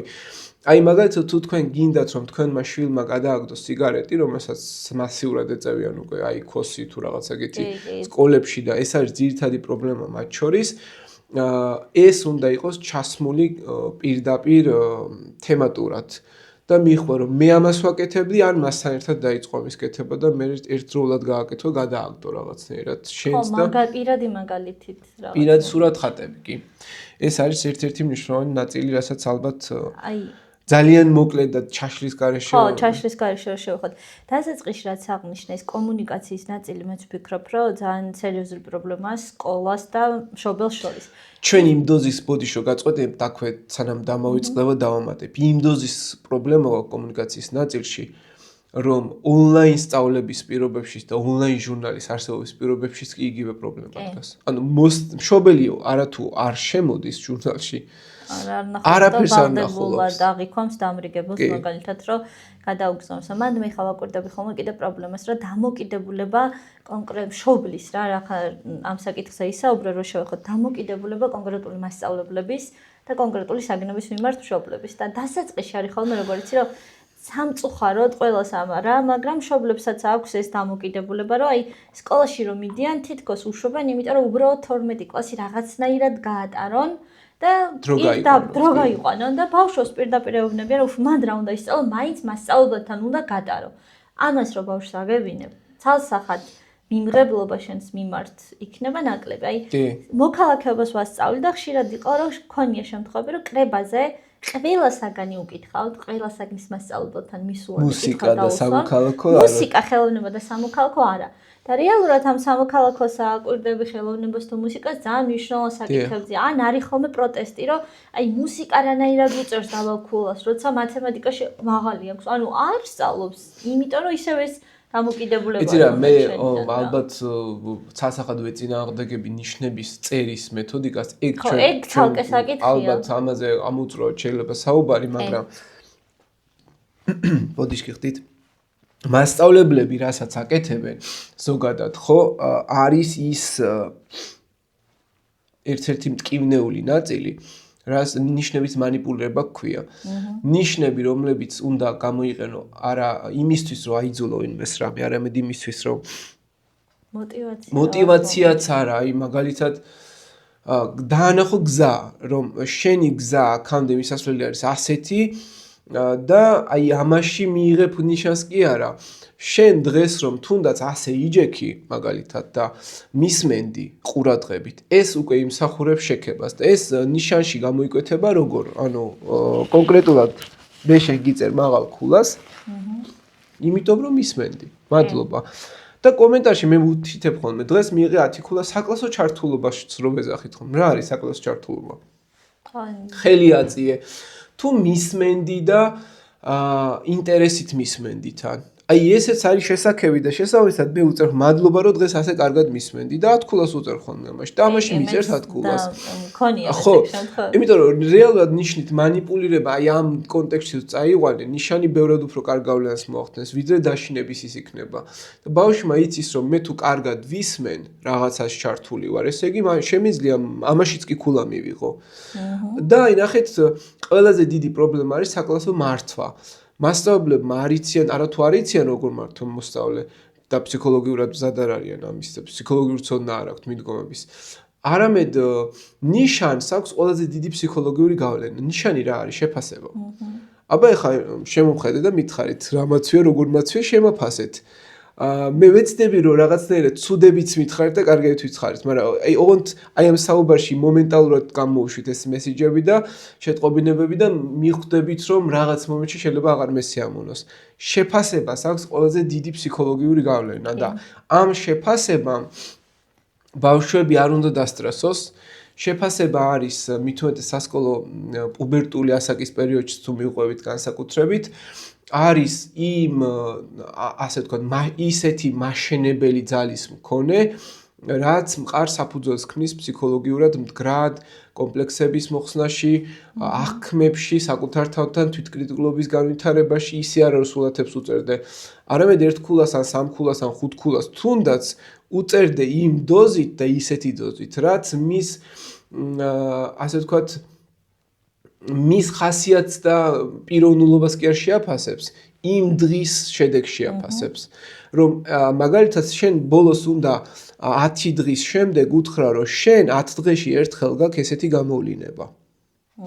ჩავარდნა, გეძინება არ გინდა და რაღაც ესეთი. ასევე აი ის რომ მოსწავლემ გაიაზროს, რომ დაბალი ნიშანი ცუდი არ არის, ამაში უკავშირის ფორმა გვეხმარება და უკავშირი უნდა გააკეთო წერილობით მინიმუმ თვეში ერთხელ, ან მე ორჯერ ვაკეთებ და ძალიან სიამოვნებს ხოლმე, მე რასაც მეუბნებიან გულწრფელად ანონიმურად გიწერენ, დამიწერე რაც გინდა, ეს ერთია. შეუტანო 5 კითხვა, ეს მეორეა. ანონიმურად გააკეთებინო კონკრეტულ თემაზე. აი ეს გაკვეთი რო აგიხსენ, როგორ მოგეწონა. ნებისმიერ დატრიალება შეგიძლია ამ შემთხვევაში ამ თემების და იმის მიხედვით შემდეგ უკვე ჩამოაყალიბო შენი ხედვა. მოსწავლე ამით ხვდება, რომ მასწავლებელსაც უნდა შეცვლა. მასწავლებელიც ფიქრობს იმ ნიშნებზე. ის კი არა რომ მუქარის და შურისძიების გამო დაგიწერა. იცი რა ერთიქულა რომ ერთიქიანებს რომ გიწერთ. მოგწონთ თუ არ მოგწონთ, რას გრძნობთ. და ვიღაცები წერენ რომ ეს ჩემთვის მისაღებია მაგალითად და მქონია ასეთი უკავშირიც რომ გავიგე რატომაც მივიღე ერთიქულა. ანუ არ მწყინს, აი ეს წყენის მომენტი და რას არაკეთებს ისევ მშობელი სასკოლო ცხოვრებას რომ დაუბრუნდეთ ისევ სახში მიდის და ეუბნება აი ხა მაგალითად ბოლო 3 დღის წინ მომწერე ერთ-ერთმა მშობელმა 3 ქულა მიიღო. და რაში მიიღო ხა 3 ქულა და გამარტა ეს ერთი кейსი. მიიღო 3 ქულა შემაჯამებაში, რომლის დავალების შესასრულებლადაც ჰქონდათ 2 კვირა. და რომ არ ჩამაბარა, შევუტანე ეს ნიშანი და მოგეხსენება ჟურნალში 1 კვირა აქვს ვადა რომ წაშალო ეს და არის და ვუთხარ რომ კიდე 1 კვირა გაქვს რომ ეს ნიშანი შეასწორო მეთქი 3 იანის მიღების შემდეგ და ესეც დააგვიანა. და ამის შემდეგ მოწერა უკვე ეს აი წარმოიდგინეთ ეს ნიშანი რა გავლენას ახდენს საბოლოო ჯამში ანუ იმ მოსწავლესთან და მშობელი ბავშვი ამას ჩვეულებრივ აღიქვამს თუ არ აღიქვამს მშობელებს აქვს ხშირად ნიშანზე პრობლემა ეგ არის ხო მოწერა დემოტივაციის ვიცები რატო იქნება მეთქი ეს ხო დამსახურებული შედეგია იმ უპასუხისმგებლო ქცევის თუნდაც ან იმისა რომ თქვენ საერთოდ 3 კვირა საკუთარი შვილი არ გაგახსენდათ რომ თან ან თუნდაც 3 ანი რომ შევიტანე და თქვათ არ ამოწმეთ ხო მოგდით ეს ჟურნალში ანუ არ ამოწმებთ შესაბამისად არ დაინახა არც ეს არც ის რაც რეალურად თავად იყო 3 იანი რა თავად იყო 3 იანი და თავად იყო რომ მე დაუწერე და გამაოცაო სხვათა შორის და თქვენ მიერ დაწერი ხო და ისეთ თემაზე იყო ისტორიული ქრისტე ასეთ თემა იყო და მეთქი ახლა ქრისტეს ეხება მეთქი და მე ჩარსებითად ჩემთვის ნიშანი არაფერს არ ცვლის და თუ თქვენ თვლით თქვენ არ თვლით მე ბავშვი რომ მოვიდა მე შენ თუ თვლი რომ ეს ნიშანი დაგსტრე მე არ სტრესავს და ჩემი სტრესავს ესე მითხრა ბავშვმა საბოლოო ჯამში უმეტესად ნიშანი მშობლებს სტრესავს ხოლმე ხო და მოდი მაშინ და მე მშობლები ბავშვებს მე ბავშვი მოდის ანუ ბავშვი საერთოდ იმიტომ რომ ამ ბავშვს ქონდა მიღებული 9-10 ქულა და 1 3-იანი აი ხა ბოლო სემესტრის განმავლობაში ხა აი 3-იანი არსებითად არაფერ შედეგზე არ ახდენს გავლენას, მაგრამ რომც მოახდინოს, ბავშვი ამას სხვანაირად ხედავს, მიხვდით, ანუ მშობლის როლი არის უდიდესი. კი, ნამდვილად ეგრე. სასკოლო ცხოვრებაზე ვისაუბრეთ არა მარტო საგნის ზოგადად სპეციფიკაზე და მოდი ხა აბიტურიენტების ნაწილზე რომ გავამახვილოთ ყურადღებას და პირდაპირ დავიწყებ ამ კითხვით, რა არის ისტორიის გამოცდაში აბიტურიენტებისთვის აქილევსის ქუსლი? ყველაზე მეტად რომელ დავალებაზე იჭედებიან მე ჩემი 9 წლიანი გამოცდილებით რაც შემიძლია გითხრათ არ არსებობს რაიმე ტიპის აქილევსის ქუსლი ისტორიის გამოცდაში რატომ? იმიტომ რომ აი ეს ყველაფერი არის დამოკიდებული ინდივიდუალურად მის პიროვნულ განვითარებაზე, მოსწავლის განვითარებაზე, იმიტომ მე რომ თქვა ახლა წყაროს ანალიზი აქილევსის ქუსლი შეიძლება ინგლისურში ტექსტის გააზრებას იდეალურად აკეთებდეს და ჩემს ქართულად რომ მიწერია იმას ვერ აკეთებდეს. ანუ რომ თქვა რომ ეს არის ინდივიდუალური საკითხი, ვის რა პრობლემა აქვს. ეს სტატისტიკურად ისტორიაში ყველაზე მეტად რომელი აი მაგასაც რაც შეიძლება შევეხო, ძირითადად ის დავალებები უჭირთ, რადგან ჩვენი ასე ვთქვათ, თემის პირველ ნაწილში ვისაუბრე.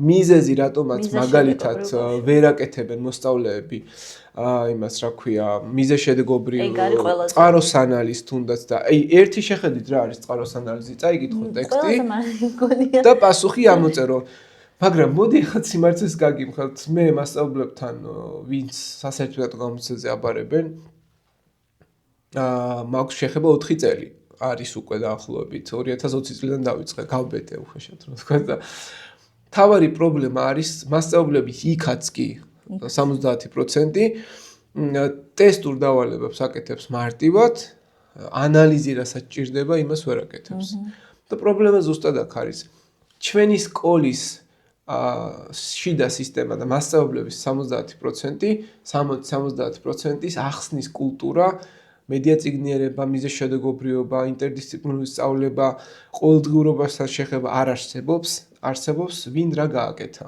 ხო, რომელ წელს რა ვინ რა გააკეთა, ანუ კავშირებიც არ არის ხოლმე, მე ვეუბნები, რომ აი ახალი პერსონაჟი უხეშად რა თქვა, რომ შემოდის აბიტურიენტი და ვეუბნები, რომ ვინმე მსგავსი, აი ვინც ტიპაჟურად შეიძლება გავდეს. ნახეთ, მე ეხლა ძალიან სენსიტიურ საკითხში, რელიგიურ საკითხში შევხვი, ისტორიკოსი, რომელიც ისტორიას ხსნის ქრისტეზე რელიგიურ კონტექსტში ის ისტორიკოსი არ არის. ხო.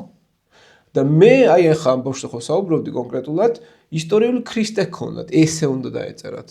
და მე აღდგომის შემდგომ პერიოდში დავბრუნდი სკოლაში, ერთი კვირა საერთოდ არაფერი გაკვეთილი არ ჩამიტარებია, მარტო თემა იყო ისტორიული ქრისტე. ტაციტუსი, ყველა წყაროები რაც კი არსებობდა ამ შემთხვევაში ჩამოწერე, ფილმები რაც კი არსებობდა განხილვები ერთი ინგლისური, ერთი ქართული, ერთი რუსული და ასე ჩაუგდე და ვინც რა ენა გინდათ ის ნახეთ. ჩემი შეფასება, პრეზენტაცია გავაკეთებინე ხელოვნურ ინტელექტს და იდეალურად გავუზიარე. ეხა მაგალითად ისტორიის პატრიარქობის აღსაყდრება.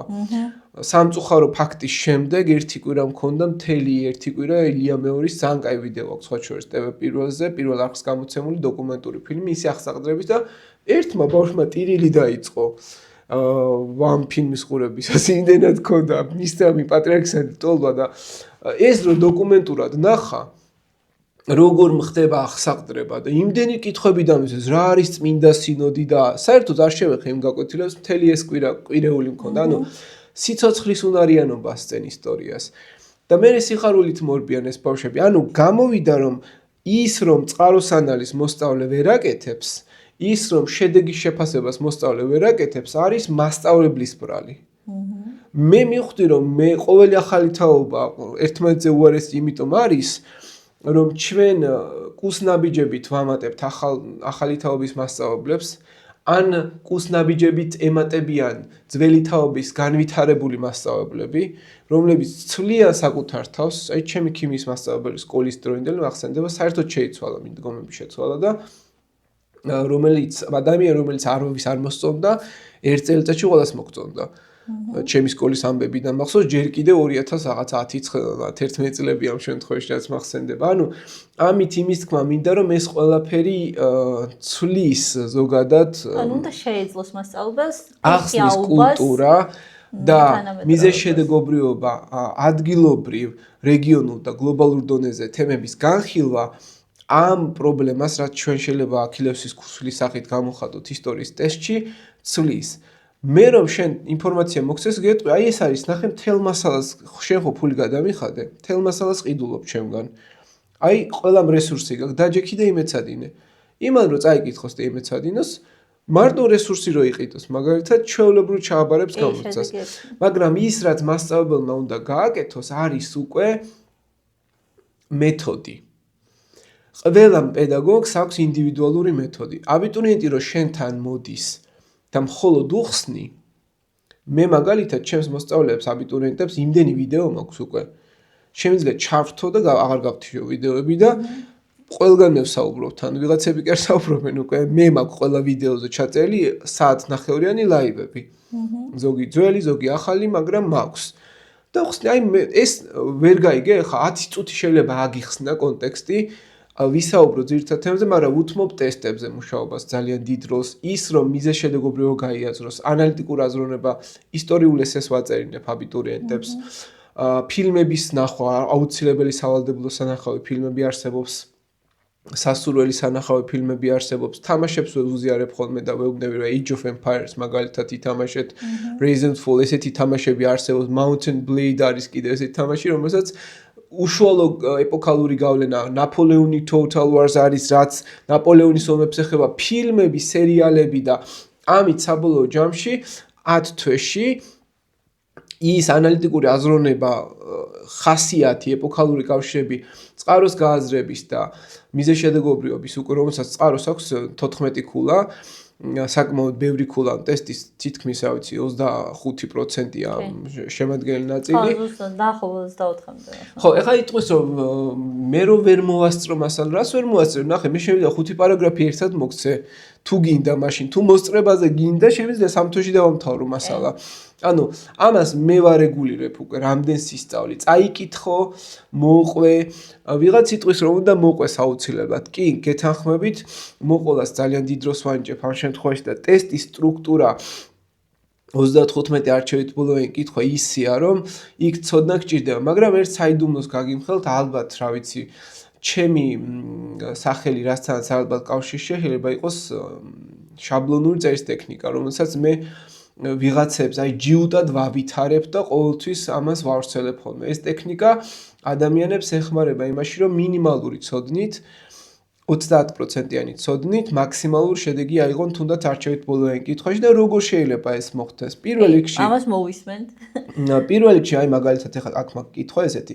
რომელი ინფორმაციაა მართებული ეგვიპტის ფარაონ მენესის შესახებ? ეს არის ისტორიის პირველი ვარიანტი 2025 წლის კითხვაში. აი ამ იმას თუ ეხა გახსნით თქვენ, მე ხა ასეთ კალმით დავუწერ ბავშვებს პირველ რიგში მაგალითად რომელი ინფორმაციაა მართებული ეგვიპტის ფარაონის შესახებ? რა უნდა გავაკეთოთ? პირველი არის განზოგადება, ხო? აი ამ განზოგადებას თუ მივყვებით, რა არის განზოგადება? ამ კითხვაში ეგვიპტის ფარაონ მენესის შესახებ არის, მოდი თქვენ იყავით ახლა მოსწავლის რანგში და კითხვებს დაგისვათ და უბრალოდ კონტექსტს რომ მიყვეთ. აი ამ კითხვაში რომელი ინფორმაციაა მართებული ეგვიპტის ფარაონ მენესის შესახებ? რომ განვაზოგადოთ. რის შესახებ არის ეს კითხვა? მართველის მენესის. მართველის შესახებ. მაგრამ მართველის შესახებ არის თუ მენესის შესახებ არის? მართველი მენესი. მართველი მენესი. ეხლა ნახეთ რა არის განზოგადება ჩემ შემთხვევაში ამ მეთოდოლოგიით არის ის რომ მართველის შესახებ არის მხოლოდ და მენესი არის კონკრეტიკა. ხო, ანუ მენესი არის უშუალოდ ეგვიპტის ფარაონი, რაც მე ფაქტოლოგიურ მასალაზე მივყავარ, ეს არ მჭირდება. მე რომ ლოგიკა და ანალიტიკა განვავითარო, კითხვაში უნდა ამოვიღო მხოლოდ ზოგადი ვერსია, ეგრეთ წოდებული კაზუისტიკას რომ ჩავიდეთ და მაგალითად შემოვედით ოთახში და ის არის გადავარდნილი, მოკლულია, სისხლებია, იქ მისხმულია რაღაცა, რას ვხედავ, რა გარემოებაა ზოგადად არის ზოგადი გარემოება, ადამიანი გარდაცვლილია, სისხლები იყო, კვალი იყო დარჩენილი. ანუ ამ კითხვაშიც არის ესეთი კონკრეტული მართველის შესახებ ჩვენ გვინდა ზუსტი ინფორმაცია. არ განვიხილავ არაფრის დიდებით რომ ეს მენესია. როგორც კი ვიტყვი რომ მენესია, ჩემი ტვინში არსებული ინფორმაცია რაც როდისმე მისწავლია, პირდაპირ იქ მიდის და არსებულად კარგავ ლოგიკურ ანალიტიკურ ჯაჭვს. კარგი, ეს არის პირველი. მეორე განზოგადების შემდეგ ამას შავფურცელზე ვიწერ, მეორე არის კონკრეტიკა მენესი. რა ვიცით მენესებს? სულ კითხავს, აუცილებლად უნდა იცოდე წელი. წელი თუ არ იცი, შენ ვერ წახვალ იმ ეპოქაში, აი რომ დააჭირო და ტელეპორტირება გააკეთო, გჭირდება წელი, რომელ წელს გადადიხარ? სად გადადიხარ? არ იცი მენესი და რაზე საუბრობ მაშინ? თუ მენესი არ იცი, რომელ საუკუნეში იყო მინიმუმ ტელეპორტირება ვერ ხდება აზროვნების და შენ ფაქტობრივად მე-13 საუკუნეში ძველი წელთაღრიცხვით კი არა და მე-4000 წლებში ვერ გადადიხარ ამ შემთხვევაში და გამოდის რომ მენესი თუ არ იცი რომ ფარაონი იყო და გამაერთიანებელი იყო ეს ცოდნა თუ არ იცი რომ მე-4000 წლებში იყო ძველი წელთაღრიცხვით შენი გონება იმ აზროვნების ჩარჩოს ვერ მოერგება გამორიცხე თქვა და არ ვიცით ახლა მენესი მესამე არის უკვე აქცენტის დასმა კითხვაში აქცენტი უნდა დავსვათ როგორ? რას ვეძებთ? კითხვა არის ესეთი, რომელი ინფორმაციაა მართებული? ეს რა არის, ანუ? რომელი ინფორმაციაა მართებული თქვენი აზრით რას ნიშნავს? ანუ ჩამოთვლთაგან სწორი ინფორმაცია. მართალი, კი, სწორი. აი, ნახეთ, ჩვენ ყველა ადამიანს გვჭირდება, რომ წეგან საუბრობდი გასაგებენაზე საუბარს. შეიძლება გამოიყენო მართებული ინფორმაცია, რაც არის აკადემიური ტერმინოლოგია, მაგრამ გამოიყენო ერთგვარი პირველი დონის მეტყველება. სწორი, მართალი, შენ რა მიგაჩნია, აი ზუსტი, სიზუსტე რაც. აი მაგას აქცენტი ჩვენ ვეძებთ, ესე წერ მართალ ინფორმაციას ვიღაც პირზე. კი ბატონო. ეხლა ვიწყებთ 4 სავარაუდო კითხვიდან, რასაც ყველა აბიტურიენტი შეცდომას უშვებს, არის ის, რომ 4-დან 1 ცეძებს სწორ პასუხს. აი მათემატიკაც გამოვიყენოთ, ეხლა დავხაზავ რაღაცა ესე. 25% აქაც 4-ვე პასუხს აქვს 25% მინიჭებული, რომ ალბათობაა, რომ ეს იყოს სწორი. რას ვაკეთებთ? ნაიკის ტესტები შედგენილი არის იმ მეთოდოლოგიაზე, რაც საერთაშორისო პრაქტიკა არსებობს, უბრალოდ დამოიწყდა იმას, რა ქვია, უშუალო სახელი აქვს კონკრეტული, იმ მეთოდიკაზე ერგება, რაც გულისხმობს იმას, რომ შენ აპლიკანტი ტესტს იმიტომ კი არ წერო, ცოდნა გამოვავლინო. არამედ იმიტომ, რომ წერ რომ ჩაგჭრან. ან უნდა ჩაგჭრან, ან უნდა გადალახო ეს ბარიერი. მე მენესზე კი არ მაინტერესებს ინფორმაცია, მე მაინტერესებს ჩემი მიერ ჩადებული ბომბი, რომელიც არის, დაინახე თუ აფეთქდი. ანუ რეალურად თქვენ გამოცდაზე ამას არ გეუბნებიან, რომ მაგალითად ეს სწორი პასუხი იპოვე. არამედ ცდილობენ ყველანაირ გზას მოგიჭირან, რომ პასუხი ფულად დაკარგინო. ამიტომ ძალიან კარგად არის. აი ძალიან კარგი ის არის ტერმინი ეგ. ამიტომ 4 პასუხიდან 1 არის ყოველთვის ისეთი, რომელიც არის მე ვეძახი ხოლმე აი ამოვარდნილი ლოგიკიდან. ეხლა ნახეთ. თუ კონკრეტულ პიროვნებაზე ვეძებთ პასუხს, ჩვენ ხო აქცენტი დავსვით, რომ ჩვენ ვეძებთ მართალ ინფორმაციას პიროვნების შესახებ. მაგალითად, მართალი ინფორმაცია პიროვნების შესახებ არის შემოიღო აპასუხში წერია. შეიძლება რომ ხო, ანუ პიროვნება გაერთიანა პიროვნებამ, ააგო პიროვნებამ თუ დაიპყრო. ანუ უნდა შეუსაბამოთ ეგ ძალიან კაი მეთოდია. ეხლა ნახეთ, ლოგიკა გვეუბნება, რომ პიროვნებამ შეიძლება რაღაც შემოიღოს. ლოგიკა გვეუბნება, რომ ცოდნა არა, აქ წერია, რომ პიროვნებამ შემოიღო ატონის კულტი, რაც საერთოდ ფაქტობრივი შეცდომა, მაგრამ ამას არ მიუყვებით არაფრის დიდებით. მერე წერია, პიროვნებამ გააერთიანა ეგვიპტის სამეფოები, ნამდვილად მე შეიძლება ჩემი ასე ვთქვათ, რეფორმების და ბრძოლის შედეგად გავაერთიანო და მერე წერია, ავაგო მაგალითად მე ვაგებ თუ ჩემი არქიტექტორი აგებს, აი ეს ლოგიკაც ხო არსებობს. აი ამ ლოგიკას თუ მივყვებით, მენესი აგებს პირველ საფეხურს თუ თვითონ არქიტექტორი იმჰოტეფი მაგალითად თუ მივყვებით კონკრეტულად. ანუ რეალურად ჩვენ შეიძლება აგება გამორიცხოთ, იმიტომ რომ ფაქტობრივად მენესზე პიროვნებაზე არ არის ბოლომდე დამოკიდებული. რეფორმის გატარება, მე არის დაპყრობა. გვჩება ჩვენ 4 პასუხიდან 2 გამოსარიცხი აუცილებლად, ეხლა 1 გამორიცხე მეგე პასუხი და ამას რავი გამორიცხავ, რითი ჩანსი გაგეზავნა და 25%-ით მეტი ჩანსი გაქვს რომ მიიღო, მერე წერია შემოიღო, დაიპყრო და გააერთიანა. აი ამ კონტექსტს რომ გავიაზრებ, რა რას ნიშნავს პიროვნებასთან შესაბამისობაში, ეხლა სამივე შეიძლება პიროვნებამ გააკეთოს. კი, უბრალოდ პირველში ფაქტობრივი შეცდომა. პირველში ფაქტობრივი შეცდომა, მაგრამ მოდი ეხლა დაიპყრო, დაპყრობა როგორ ხდება? მე ვიპყრობ? კონკრეტულად. ანუ კონკრეტულად მე ხო არ ვიპყრობ. ეს იგივეა რაც ააგოზე ვსაუბრობ. კონკრეტულად მე არ ვაგებ. თუმცა მე შეიძლება ჩემს ეპოქაში მოხდა ეს. ხო, და მაგრამ უშუალოდ პიროვნებას ეხება კითხვა, ნახეთ. აქცენტის შესაბამისობა და არსებობს 5 ანალიზი კითხვის ანალიზისა და არსებობს 5 მეთოდი პასუხის ანალიზისა. ამებს ბოლოს ჩაგიშლით. ესე იგი კონკრეტულმა პიროვნებამ კი არა აგო, არამედ ვიღაც ჯგუფმა აგო და არქიტექტორმა. კონკრეტულმა პიროვნებამ კი არ დაიპყრო. რაც შეეხება კითხვის ფორმულირების გააზრებასაც კი ეგ არის ანუ სწორი აქცენტი თუ 70% გაკეთებულია საქმის კითხვას თუ გაიაზრება. ხო, ამ მეთოდოლოგიას ვეძახი 70+30 ქვია, ლოგიკას პლუს ცოდნა. ჩვენ ლოგიკური ანალიტიკით ვიწყებთ და ცოდნით ვადასტურებთ. ცოდნით კი არ ეძებ პასუხს. მაგრამ არსებობს ესეთი რაღაც. თუ შენ 99.9% რაღაც გახსოვს, მაგრამ 0.1%-ით ეჭვი გეპარება, რომ ეს პასუხი არასწორია. შენ მიდიხარ ლოგიკური ანალიტიკით და თუ 100%-ით დარწმუნებული ხარ, მაშინ მიდიხარ. ამ შემთხვევაში ააგო და დაიპყრო კონკრეტულ ერთ ადამიანს ვერ შეეხებოდა, გვჩება შემოიღო უშუალოდ რეფორმა და გვჩება გააერთიანა ეგვიპტის სამეფოები. აი აქ მივედით უკვე იმ ბოლო ორ პასუხზე. აქ უკვე 50-50. რომელიც ანუ მე ვცდილობ რომ აბიტურიენტის მეთოდოლოგია ეს მეთოდოლოგიით მინიმუმამდე დავიყვანო შეცდომის დაშვების ალბათობა. რაც უკვე ნიშნავს რომ ატონის კულტის შემოღება არის თუ არა დაკავშირებული კონკრეტულ ადამიანთან და თუ მაგალითად წელი იცი თუ წლები იცი კონტექსტ ხვდები მე-4000 წლეულში ეს არის ადრებრინჯაოს ხანა სამყარო რო ჯერ სახელმწიფოდაც არ არის ჩამოყალიბებული სამყაროში ძირითადად რა ატონის კულტურა საუბარი ამ შემთხვევაში ჯერ ან ფაქტობრივი მასალა თუ აქვს ატონის შესახებ არა მაგას ფაქტობრივი ჩემი მიზანი არის რომ ფაქტობრივი ცოდნა საერთოდ არ გამოიყენო ჩემი მიზანია რომ თუ იცი მარტო წლები გჭირდება უყურთ ამ მეთოდოლოგიისთვის რომ ეს გამოგივიდეს გჭირდება წლები და მოვლენების ცოდნა ამისთვის თუ ეხა პირდაპირ გეტყვით აბიტურიენტები ვინც იქნებით მომწერეთ პირადად მე და გამოგიგზავნეთ ქრონოლოგიის მთელ სისტემას მე-20 საუკუნემდე რომელშიც უბრალოდ დასხეთ და ისწავლეთ ამ შემთხვევაში YouTube-ზეც არის ვიდეოები ქრონოლოგიური ხაზის განხილვა ასე მოძებნონ და ნახავენ უკვე ეგ თუ იცი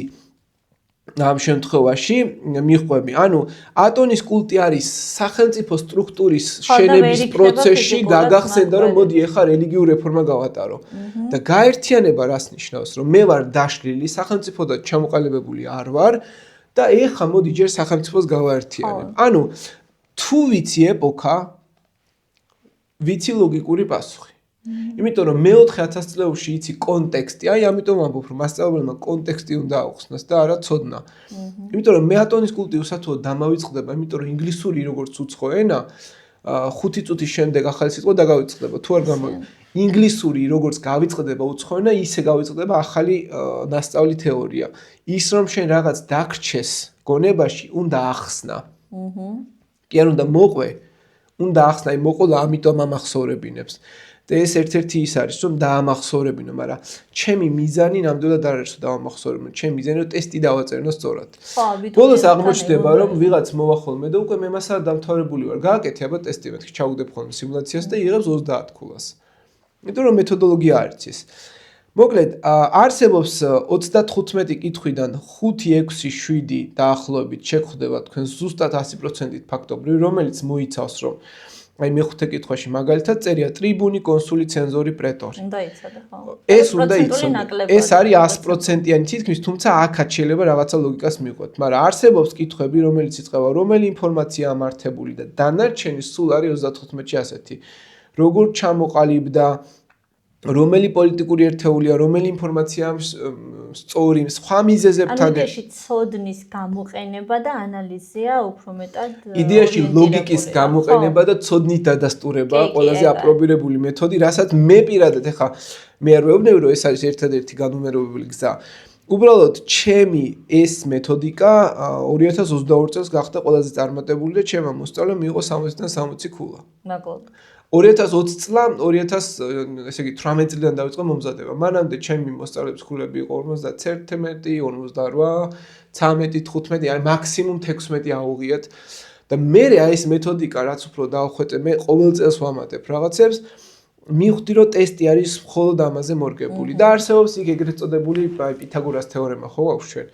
არსებობს შაბლონურ მეთოდოლოგიაში 3-1-ზე 2-2-ზე რაღაც ესეთი მეთოდები არსებობს, რომელიც მე YouTube-ზე მაქვს ატვირთული დაახლოებით აი ამ ეტაპზე 6 დიდი ვიდეო მაქვს, რომელიც ტესტ განიხილავს სრულად თავის შაბლონურ მეთოდოლოგიით და მე თქვენ ლინკებს გამოგიგზავნით და შეგიძლიათ კომენტარებში დავუხსნათ ესე. რაც შეეხება რუკის ანალიზს, რუკას მე ვეუბნები მოსწავლეებს, თუ თქვენ რუკაში ქულა დაკარგეთ, წაგშლი ცხოვრებიდან. ნამდვილად, მით უმეტეს ახალ მოდელში. ახალ მოდელში ხა წარმოიდგინეთ აი ამ რუკაში, აი აქ რა არის 5-6 კითხვა, სავარაუდო პასუხები გვაქვს მით უმეტეს და ამ 5-6 სხვა შორის ეს რუკა რაც არის ახლა მოცემული აქ კონკრეტულად აქ პირდაპირ ყველაფერი არის ზედატანილი. თავარი არის რუკის პირობითი აღნიშვნები. გაანალიზე და პასუხები ერთი კითხვა შეგხვდებათ ფაქტობრივი, რომელიც ცოდნას გიმოწმებთ, 5 შეგხვდებათ რუკის ანალიზზე და ამ რუკაზე აღარ გავჩერდები დიდხანს. მერე დავალება რაც 5 ქულიანი ეს არის უკვე ყველაზე მეტად აქვს აი ყველაზე მეტად რატო არის რთული პარალელის გავლება უჭირთ ისევ იქ ვრუნდებით კონტექსტი მასწავლებელი გაკვეთილებს ხსნის რა გასწავლოს სწრაფად კი და მასწავლებელი აბიტურიენტები შენთან მოდის უნდა მარტო სინთეზს აკეთებდე ნასწავლი გაქვს მასალა კაი შეიძლება მოგაყოლინო მაგალითად კითხო სწრაფად მომიყვა დაიწყე მოყოლა 5 წუთში მოსწავლეს ეტყობა როგორ ისწავლა გაკვეთილი ესე იგი თუ ბორძიკი დროის კარგვა ხან არ არის დროის კარგვა შეიძლება კორკვირაში ერთხელ მარტო ერთი გაკვეთილი ზეპირ გამოცდას დაუთმო გააკეთე ზეპირი გამოსცა. ეს უკვე შენი მეთოდია. ყოველ გაკვეთილს რო აყოლინებ და 1 საათი ამას უთმო მაგალითად და მე ვუშვებ უცბად, აუხსნი და უშვებ. როცა არსებობს მithomedas ვიდეო mithomedas ახლა ჩემ შემთხვევაში ვამბობ, მე ჩემზე მორგებულია ყველაფერი. თქვენ შეიძლება რესურსი არ გქონდეთ და მესმის, მაგრამ ახლა მე თქვენ თუ მენდობით ან აგერ თქვენს გაქვთ ვიდეოები, შეიძლება გააზიარო ფილმებით ასწავლო მაგალითად და ასე შემდეგ.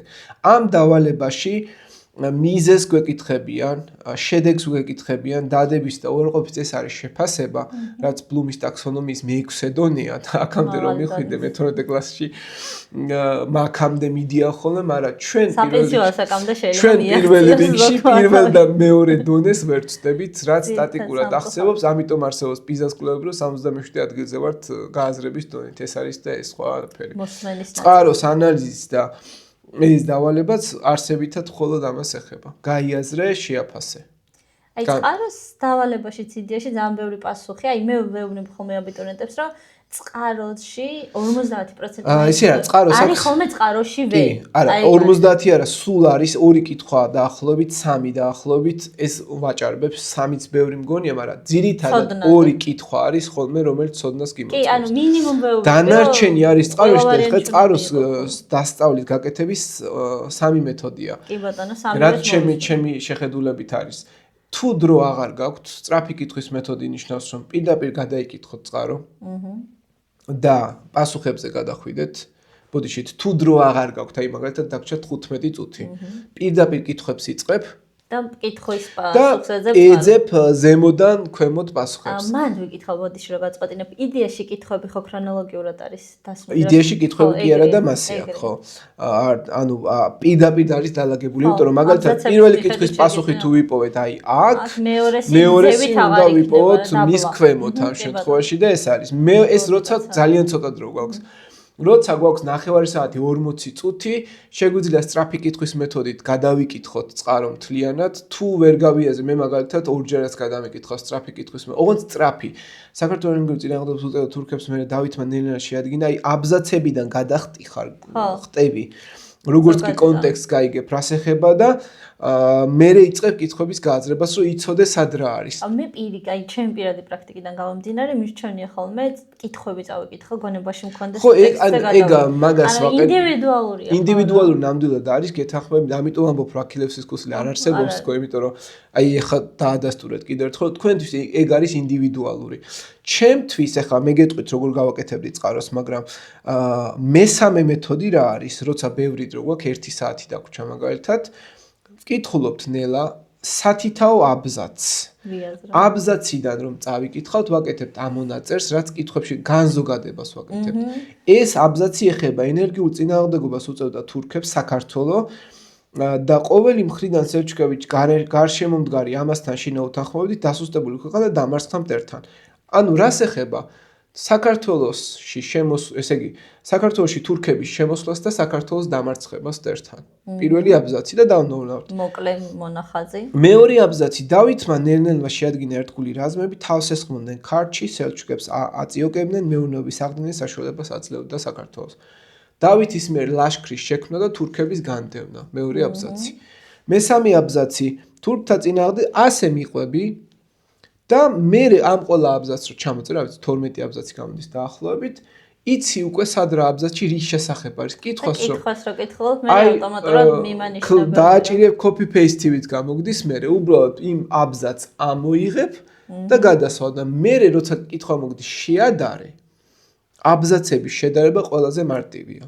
როცა იცი უკვე რა გაქვს ამოწერილი წინასწარ. მაგალითად, რო ვიცი რომ პირველ აბზაცში ეს არის და შეადარეს მეუბნება კითხვა ესა და ეს. შეადარე გიორგი პირველისა და ამის პოლიტიკაო როგორი იყო. იცი რომ ეს აბზაცის ამ აბზაცში და ამ აბზაცს წაიკითხავ და შედარებას იქ დაინახავ ამ შემთხვევაში. ოღონდ აქ ეს მეთოდი მე აბიტურიენტებს ურჩევ რომ სულ ეს გამოიყენეთ მეთქი, იმიტომ რომ სწრაფი კითხვისაც შეგიძლია უბრალოდ მცირე ნაწილები ამოწერო აბზაცებით და მერე პასუხები გასცე. თან ამოწერა არის ბევრად უპრიანი, ასე რომ ვთქვათ, რა თვალსაზრისით ტექნიკურად ისია ტესტი გამოცდაზე მოცემული, რომ ერთი გვერდი რო ჩანს, არ ჩანს ეგრევე კითხები და ეგრევე სხვანაირად გიპასუხებდით. არსებობს მეხსიერების დასწავლის გზები. თქვენ დასწავლა ხდება 3 მეთოდით. ერთი რომ გიყურებ, გისმენ და ვიმახსოვრებ, მეორე ვწერ წერის მეხსიერება არსებობს, ვიმახსოვრებ და მესამე არის უკვე ხო, გიყურებ, გისმენ და ვიმახსოვრებ, ისევ წერ. გიყურებ, გისმენ და წერ, ეს არის დასწავლის სამი გზა. შესაბამისად, თქვენ მოსმენა გათიშული გაქვთ, არ უსმენთ, ანუ ჩართული გაქვთ დამახსოვრების ყურებ, ანუ ყურებით იმახსოვრებ და ტესტის ეკრანზე უყურებ. მეორე არის წერ, რა ჯობია? მარტო ყურებით დაიმახსოვრო, რომ შეხედო და დაიმახსოვრო, თვალის მეხსიერება ჯობია თუ თან რო თვალის მეხსიერება გქონდეს, თან წერის მეხსიერება გქონდეს. რა თქმა უნდა, 2-1-ია, ახლა ლოგიკას მივყვეთ, 2-1-ზე უკვე მიყვება ამ შემთხვევაში. წერა მე მაგალითად ძალიან მიხმარია. აი დანარჩენი უკვე აი ამის მიღმა, იმდენი დეტალი რა თქმა უნდა ვერ გავჩერდები ახლა. ამ ყველა დეტალისთვის შეიძლება არხზეც შეგიძლიათ ნახოთ ასევე პლატფორმაზე. შეიძლება ვთქვა, იცით, მე პირდაპირ გირჩევთ აბიტურიენტებს ყოველ დღე 10 წუთი და 14 წლებსა და მოვლენებს. კვირაში ერთხელ აკეთეთ სიმულაცია. სიმულაცია, ოღონდ როგორი, ნაწყვეტები არა. 2 საათი და 40 წუთი დაინიშნეთ, კვირაში ერთხელ აკეთეთ სიმულაცია.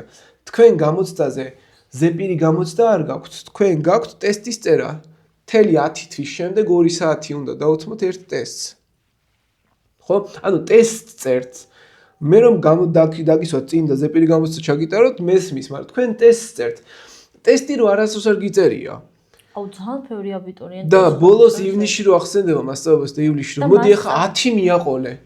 ერთდროულად, კაი 10 ცალი დავწერე და 10 ტესტი როგორ უნდა მეყოს ჩვევას, ჭირდება წლები, რომ გამოიმუშაო. მე დაწყებიდან 2 კვირაში 10 თვიან აბიტურიენტებთან ვიწყებ სიმულაციას 10 პარაგრაფზე.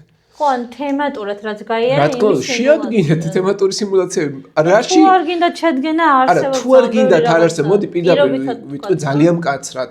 შენ თუ ხარ რეპეტიტორი, ნება იბოძე ან მოიწიე.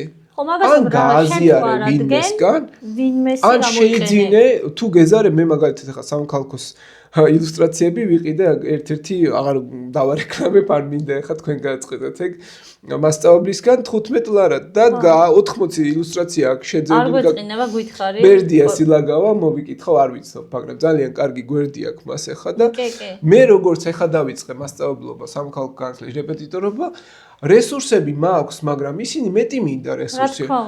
არც დრო მაქვს, არც ენერგია რომ შევადგინო, არ მგონია რომ ახლა მასე ნაკლები შევადგინო, ან მასე უკეთესი გამომივიდეს, როგორც გამოვა, მაგრამ მირჩევნია რომ შევიძინო, აი ამაშიც თუ რესურსი ჩადება არ გინდათ და მარტო ფულის აღება უნდა მასწავლებლებს ახლა ბოდიში.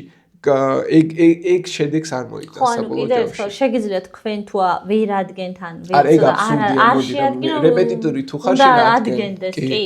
მაგრამ ალტერნატივა არსებობს, ანუ მაგალითად რას გულისხმობ, ვიცი რომ იმას რომ საერთოდ არ აჩვენო ბავშვს ტესტი. შეჭებია რომ ვიღაცისგან იყიდო და გააკეთო. აი აბსურდია, კიდევ ერთხელ ვამბობ, მხოლოდ თეორიული სწავლება. ძალიან ბევრია. ტესტის ფორმატი არის, აი ყოფილა შემთხვევა რომ მოუწერიათ რომ იქნება Nike-ის ტესტი ჩამიგდოთო და ბიჭო, აი ივნისი და ივლისია რა და არა Nike-ის ტესტის მოძენაც რო ხო, ეგეც არის. პირველი კითხვარი, მე მაგალითად თავიდან მიჩნევ რომ განცდა, ანუ რაღაც არ დადიხართ ხო მასწავლებელთან, რამე ხო არ გჭირდებათ მეთქი გადავყობი თან და წერს რომ ანუ მასწავლებელთან დავდივარ, უბრალოდ ტესტი არ გვინახავსა და ანუ პრეტენზია გამოთქვით მეთქი რომ ხო, არიცი, ყველა შეხვედრაზე ამას ვამბობ და ახლაც ვიტყვი რომ ნუ იყენებთ მე არ ყოველთვის იმას უწევ რა ქვია, წინააღმდეგობას, IMC-ს რო ეძახით, ინტენსიური გამოიყენეთ ეგ წიგნი გამეორებისთვის და არა სწავლისთვის. ეს უხეშად. მორჩა, გრიფირებული სახელმძღვანელოები, რასაც გრიფი ენჭება, ტესტები მოდის იქედან. ეს არის აქსიომა ჯერჯერობით და სულ რამე შეიცვალა, რა ვიცი, მე მგონი რაღაცნაირად გაიგებთ და კი, გაიგებთ. ხო, აი კაცი. ძალიან დიდი მადლობა. მე მგონი ერთად საკითხები გავხარეთ. ხო, არ ვიცი. თუ რამის თქმა გინდა, კიდე ან რეკომენდაცია იმოკლეთ თუ ჩამოაყალიბებ, რასაც აბიტურიენტებთან გაცემდი. მე ძალიან ბევრი რამე გავიგე, სიმართლე გითხრა და არ მიყვარს პირიქით აღიარება ამის და იმ ტექნიკას ტესტებში ძალიან კარგად გამოვიყენებ ბავშვებთან. და მოკლედ ვფიქრობ, რომ ძალიან ნაყოფიერი შეხვედრა იყო. მოკლედ შევაჯამოთ თუ გინდა შენი მხრიდან რა რეკომენდაციას მიცემდი? ესე იგი, რომ შევაჯამოთ, პირველ რიგში მადლობას გიხდი, მე აქ რომ მოვდიოდი, ფიქრობდი, რომ მარიამი რადგან ემსახურება განათლებას, ვფიქრობ, რომ მისი პლატფორმაც გამოვიყენო იმ აზრის გასაზიარებლად, რაც უფასოდ ასევე ისევ დაეხმარება სხვა აბიტურიენტებს. ან მასწავლებლებს თუნდაც იმ აზრის გასაგებად, რასაც პირადად მე ვფიქრობ, თუ ვინმეს აინტერესებდა, რა თქმა უნდა, ეს აზრი მოისმენს კიდეც. რაც შეეხება ზოგადად რომ შევაჯამოთ პირველი ნაწილი და მეორე ნაწილი. პირველ ნაწილში ალბათ ვიტყოდი რომ მასწავლებლებმა უნდა დაიწყონ გახდნენ მკვლევრები. ამისთვის შეგიძლიათ გააკეთოთ ბლოგი, დაიწყოთ სოციალური აქტივობა, გააკეთოთ კლუბი და დაიწყოთ წიგნების წერა მაგალითად. თუ სხვა ყველაფერი არ გინდათ და ცალკე გინდათ, წიგნების წერა დაიწყოთ. და იკვლიოთ თანამედროვეობა და ამის ფარგლებში მოსწავლის ინტერესებს მოერგოთ. და გაკვეთილი არ დაასრულოთ. იყოს ცოცხალი. მშობლებს ურჩევდი რომ კვირაში ერთხელ თუ სკოლასთან კავშირი არ გაქვთ, ჩათვალეთ რომ თქვენი შვილი კვდება. ოღონდ ცალმხრივად თუ მასწავლებელი აქტიურია, მაშინ არ კვდება, ნახევრად კვდება. ამიტომ ერთი კვირა თუ ისე გადის რომ ერთ მასწავლებელთან კომუნიკაცია არ შედგა, ნუ გაკმაყოფილებ დამრიგებლის მიერ მოწერილი ჩატში ეგეც თუ წერენ ცალკე საკითხია. ამ შემთხვევაში რაიმე სახის ინფორმაცია. მე ყოველდღიურობები რომ დამრიგებელი ვარ, ბოდიშ შევაწყვეტინებ და სულ მაქვს რა რაღაცა ინფორმაციის გადაცემა ჯობია რომ ისე პირველ წყაროდან კი, ნომრები აქვთ ჩემს მშობლებს ყველას დაურეკეთ, გაესაუბრეთ კვირაში ერთხელ ერთ მასწავლებელს. ეს იქნება იდეალური შედეგის მომტანი თქვენი შვილისთვის. საგნობრივი თვალსაზრისით მასწავლებელს სჭირდება რესურსები. ინოვაცია, თანამედროვეობა, მედია წიგნიერება, მეთოდური ჩარჩოები, კლასგარეში აქტივობები, ეს თუ არ გინდათ, რა ვიცი, მასწავლებლობა არ არის ახლა, ყველას არ შეუძლია და არ გამოსდის. ზოგს უნდა რომ ფული აკეთოს, ზოგს უნდა რომ მასწავლებელი იყოს. ახლა ეგ თქვენ გადასაწყვეტია. რაც შეეხება აბიტურიენტების ნაწილს, აბიტურიენტებს ვეტყოდი რომ კიდევ ერთხელ ხაზგასმით ვამბობ, მეთოდოლოგიურად წლები და მოვლენები გჭირდებათ გამოცდაზე. აუცილებლად ისწავლეთ, ნუ ჩააკვდებით დაზეპირებას და დაზუთხვას. კარგია თხრობა, სწავლა კარგია, გაიარეთ ერთხელ, გაიმეორეთ. ასევე ნუ დაელოდებით მასწავლებლებს, როდის დაგაწყებინებენ გამეორებას. თქვენ თვითონ აიღეთ ინიციატივა, როგორ, როცა დაგაწერინებთ, თუ დაგაწერინებთ სიმულაციას ამ შემთხვევაში, თქვენი ჩავარდნები რა კითხვაშიც გამოვლინდება, ის უნდა გაიმეორო, ყველაფერს ნუ იმეორებთ. რაც ჩაგივარდათ და ბნელი მხარეა იუსტინიანეც დაუშვი შეცდომა ამოწერე, გააკეთე შეცდომების სტატისტიკა და ის გქონდეს გასამეორებელი ერთი კვირის თავზე გაიმეორე. მაგალითად, აიღე არჩევით ბოლოენში 35-დან 30 კითხვა. ამოწერე რომ ამ დავალებაში ჩემი შეცდომების ტიპი იყო. უყურადღებობა, დაუკვირებლობა, წლების არცოდნა, თემის არცოდნა, რა ვიცი, ჩემ შეყვარებულზე ფიქრი, მშიერი წერე ტესტი, უძილო ვიყავი და ძილი და ჩამოწერეთ რა გარემობაში წერეთ, იმიტომ რომ მაგალითად აი 2 დღის წინ მეუბნეოდი ჩემს ერთ-ერთ მოსწავლეს, აიღო 60-დან 59 ჩემს სიმულაციაში და პირველად მოხდა ესეთი რაღაც ახლა აი ამ 10 თვიანი აბიტურიენტია და მე გამიხარდა როგორ მოახერხე მეთქი გარემოებები ჩქარად ჩამოწერე მეთქი რომ არ დაგავიწყდეს რა მდგომარეობაში იყავი მეთქი მშიერი იყავი უძილე რაზე ფიქრობდი ხო და არ ვიცი ჩამოწერა თუ რა გააკეთა მაგრამ 60-დან აიღო 59 და გამიხარდა იმიტომ რომ აქვს პოტენციალი ამ გოგოს რომ მაღალი ქულა აიღოს ანუ ეს არსებითად ჩემზე კი არ არის დამოკიდებული შეიძლება ეს მეთოდი აგერ ხო იგებთ ერთხელ ხო გაიგებთ და ხელახლა უყურებთ თუ რაღაც არის თავარი არის დისციპლინა. დისციპლინას ნამდვილად რეპეტიტორი ესეთი შოლტით. თან არეგულირებს, მაგრამ მუქარის ის არის ერთგვარი, რომ აი გეუბნება წინასწარ რა მოხდება. მაგრამ ის რაც თქვენი დისციპლინა, თქვენ უნდა გადაწყვიტოთ და რაც ბოლოს გეტყვით არის ის, რომ გარ გადადოთ საქმე. უბრალოდ გადადეთ, ოღონდ როგორ, თუ გადადებთ იგივე მიმით აითვისეთ. იმიტომ რომ ის ხო რაღაცას ემთხოვა მე. ხო. გადადეთ თუ გადასადებია, მაგრამ ხარისხი არ დაკარგოთ ამ შემთხვევაში და ეს იქნება ძალიან მნიშვნელოვანი დეტალი. ახლა შეიძლება კიდე ბევრი რაღაცებია, რაც ალბათ მე რომ ნახავ და მეთქვათ გოვიტყვი, მაგრამ ყოველ შემთხვევაში ახლა სხვა ფერი არ მახსენდება. დავფარეთ, ხო აი, წერან რაც ახსენი, მაგაზე წინა ეპიზოდში გვყავდა პირველი კურსის სტუდენტი ყოფილი აბიტურიენტი, რომელმაც 100%-იანი გრანტი მიიღო და ეგ ამბობდა ზუსტად იმას, რომ ძალიან კარგი მასწავლებელი მყავდა, მაგრამ რომ არა თვით დისციპლინა, ვერ დავდებდი ამ შედეგს. კი, თვით დისციპლინას აქვს ძალიან დიდი მნიშვნელობა და შესაბამისად ეს თვით დისციპლინა ქმნის საბოლოო ჯამში მაინც შედეგს. მე მყავს მეგობარი, რომელიც თვითონ მეცადინეობს. კი, ბევრია. და მე მგონი, უბრალოდ ვიღაცებს მოსწონთ, რომ მასწავლებელი ხავდეს გესტაფოთ და ვიღაცებს უნდათ რომ თვითონ იყვნენ საკუთარ. ეს თუ გამოგდით მეგობრებო, ეს ძალიან კარგია. მე ხან გამომდის, ხან არ გამომდის. ასე რომ ეგ არის მართლა. ისურვებთ ყველას წარმატებას, თქვენს წარმატებას გისურვებთ და იმედი მაქვს ჩემი რაღაცა ვიცი მინიმალური ბოდვა ბაასი რაღაცნაირად დაეხმარება ყველას, ვისაც ჭირდება რაღაცის მოსმენა. კი ბატონო, დარწმუნებული ვარ, ძალიან დიდი მადლობა. კიდევ ერთხელ დიდი მადლობას გიხდი. ჩვენ შევხვდებით შემდეგ ეპიზოდში, გამოიწერეთ ჩვენი არხი და თუ ვინმე სპონსორობა გინდათ, აგერ ვართ ბატონო, რა ვიცი.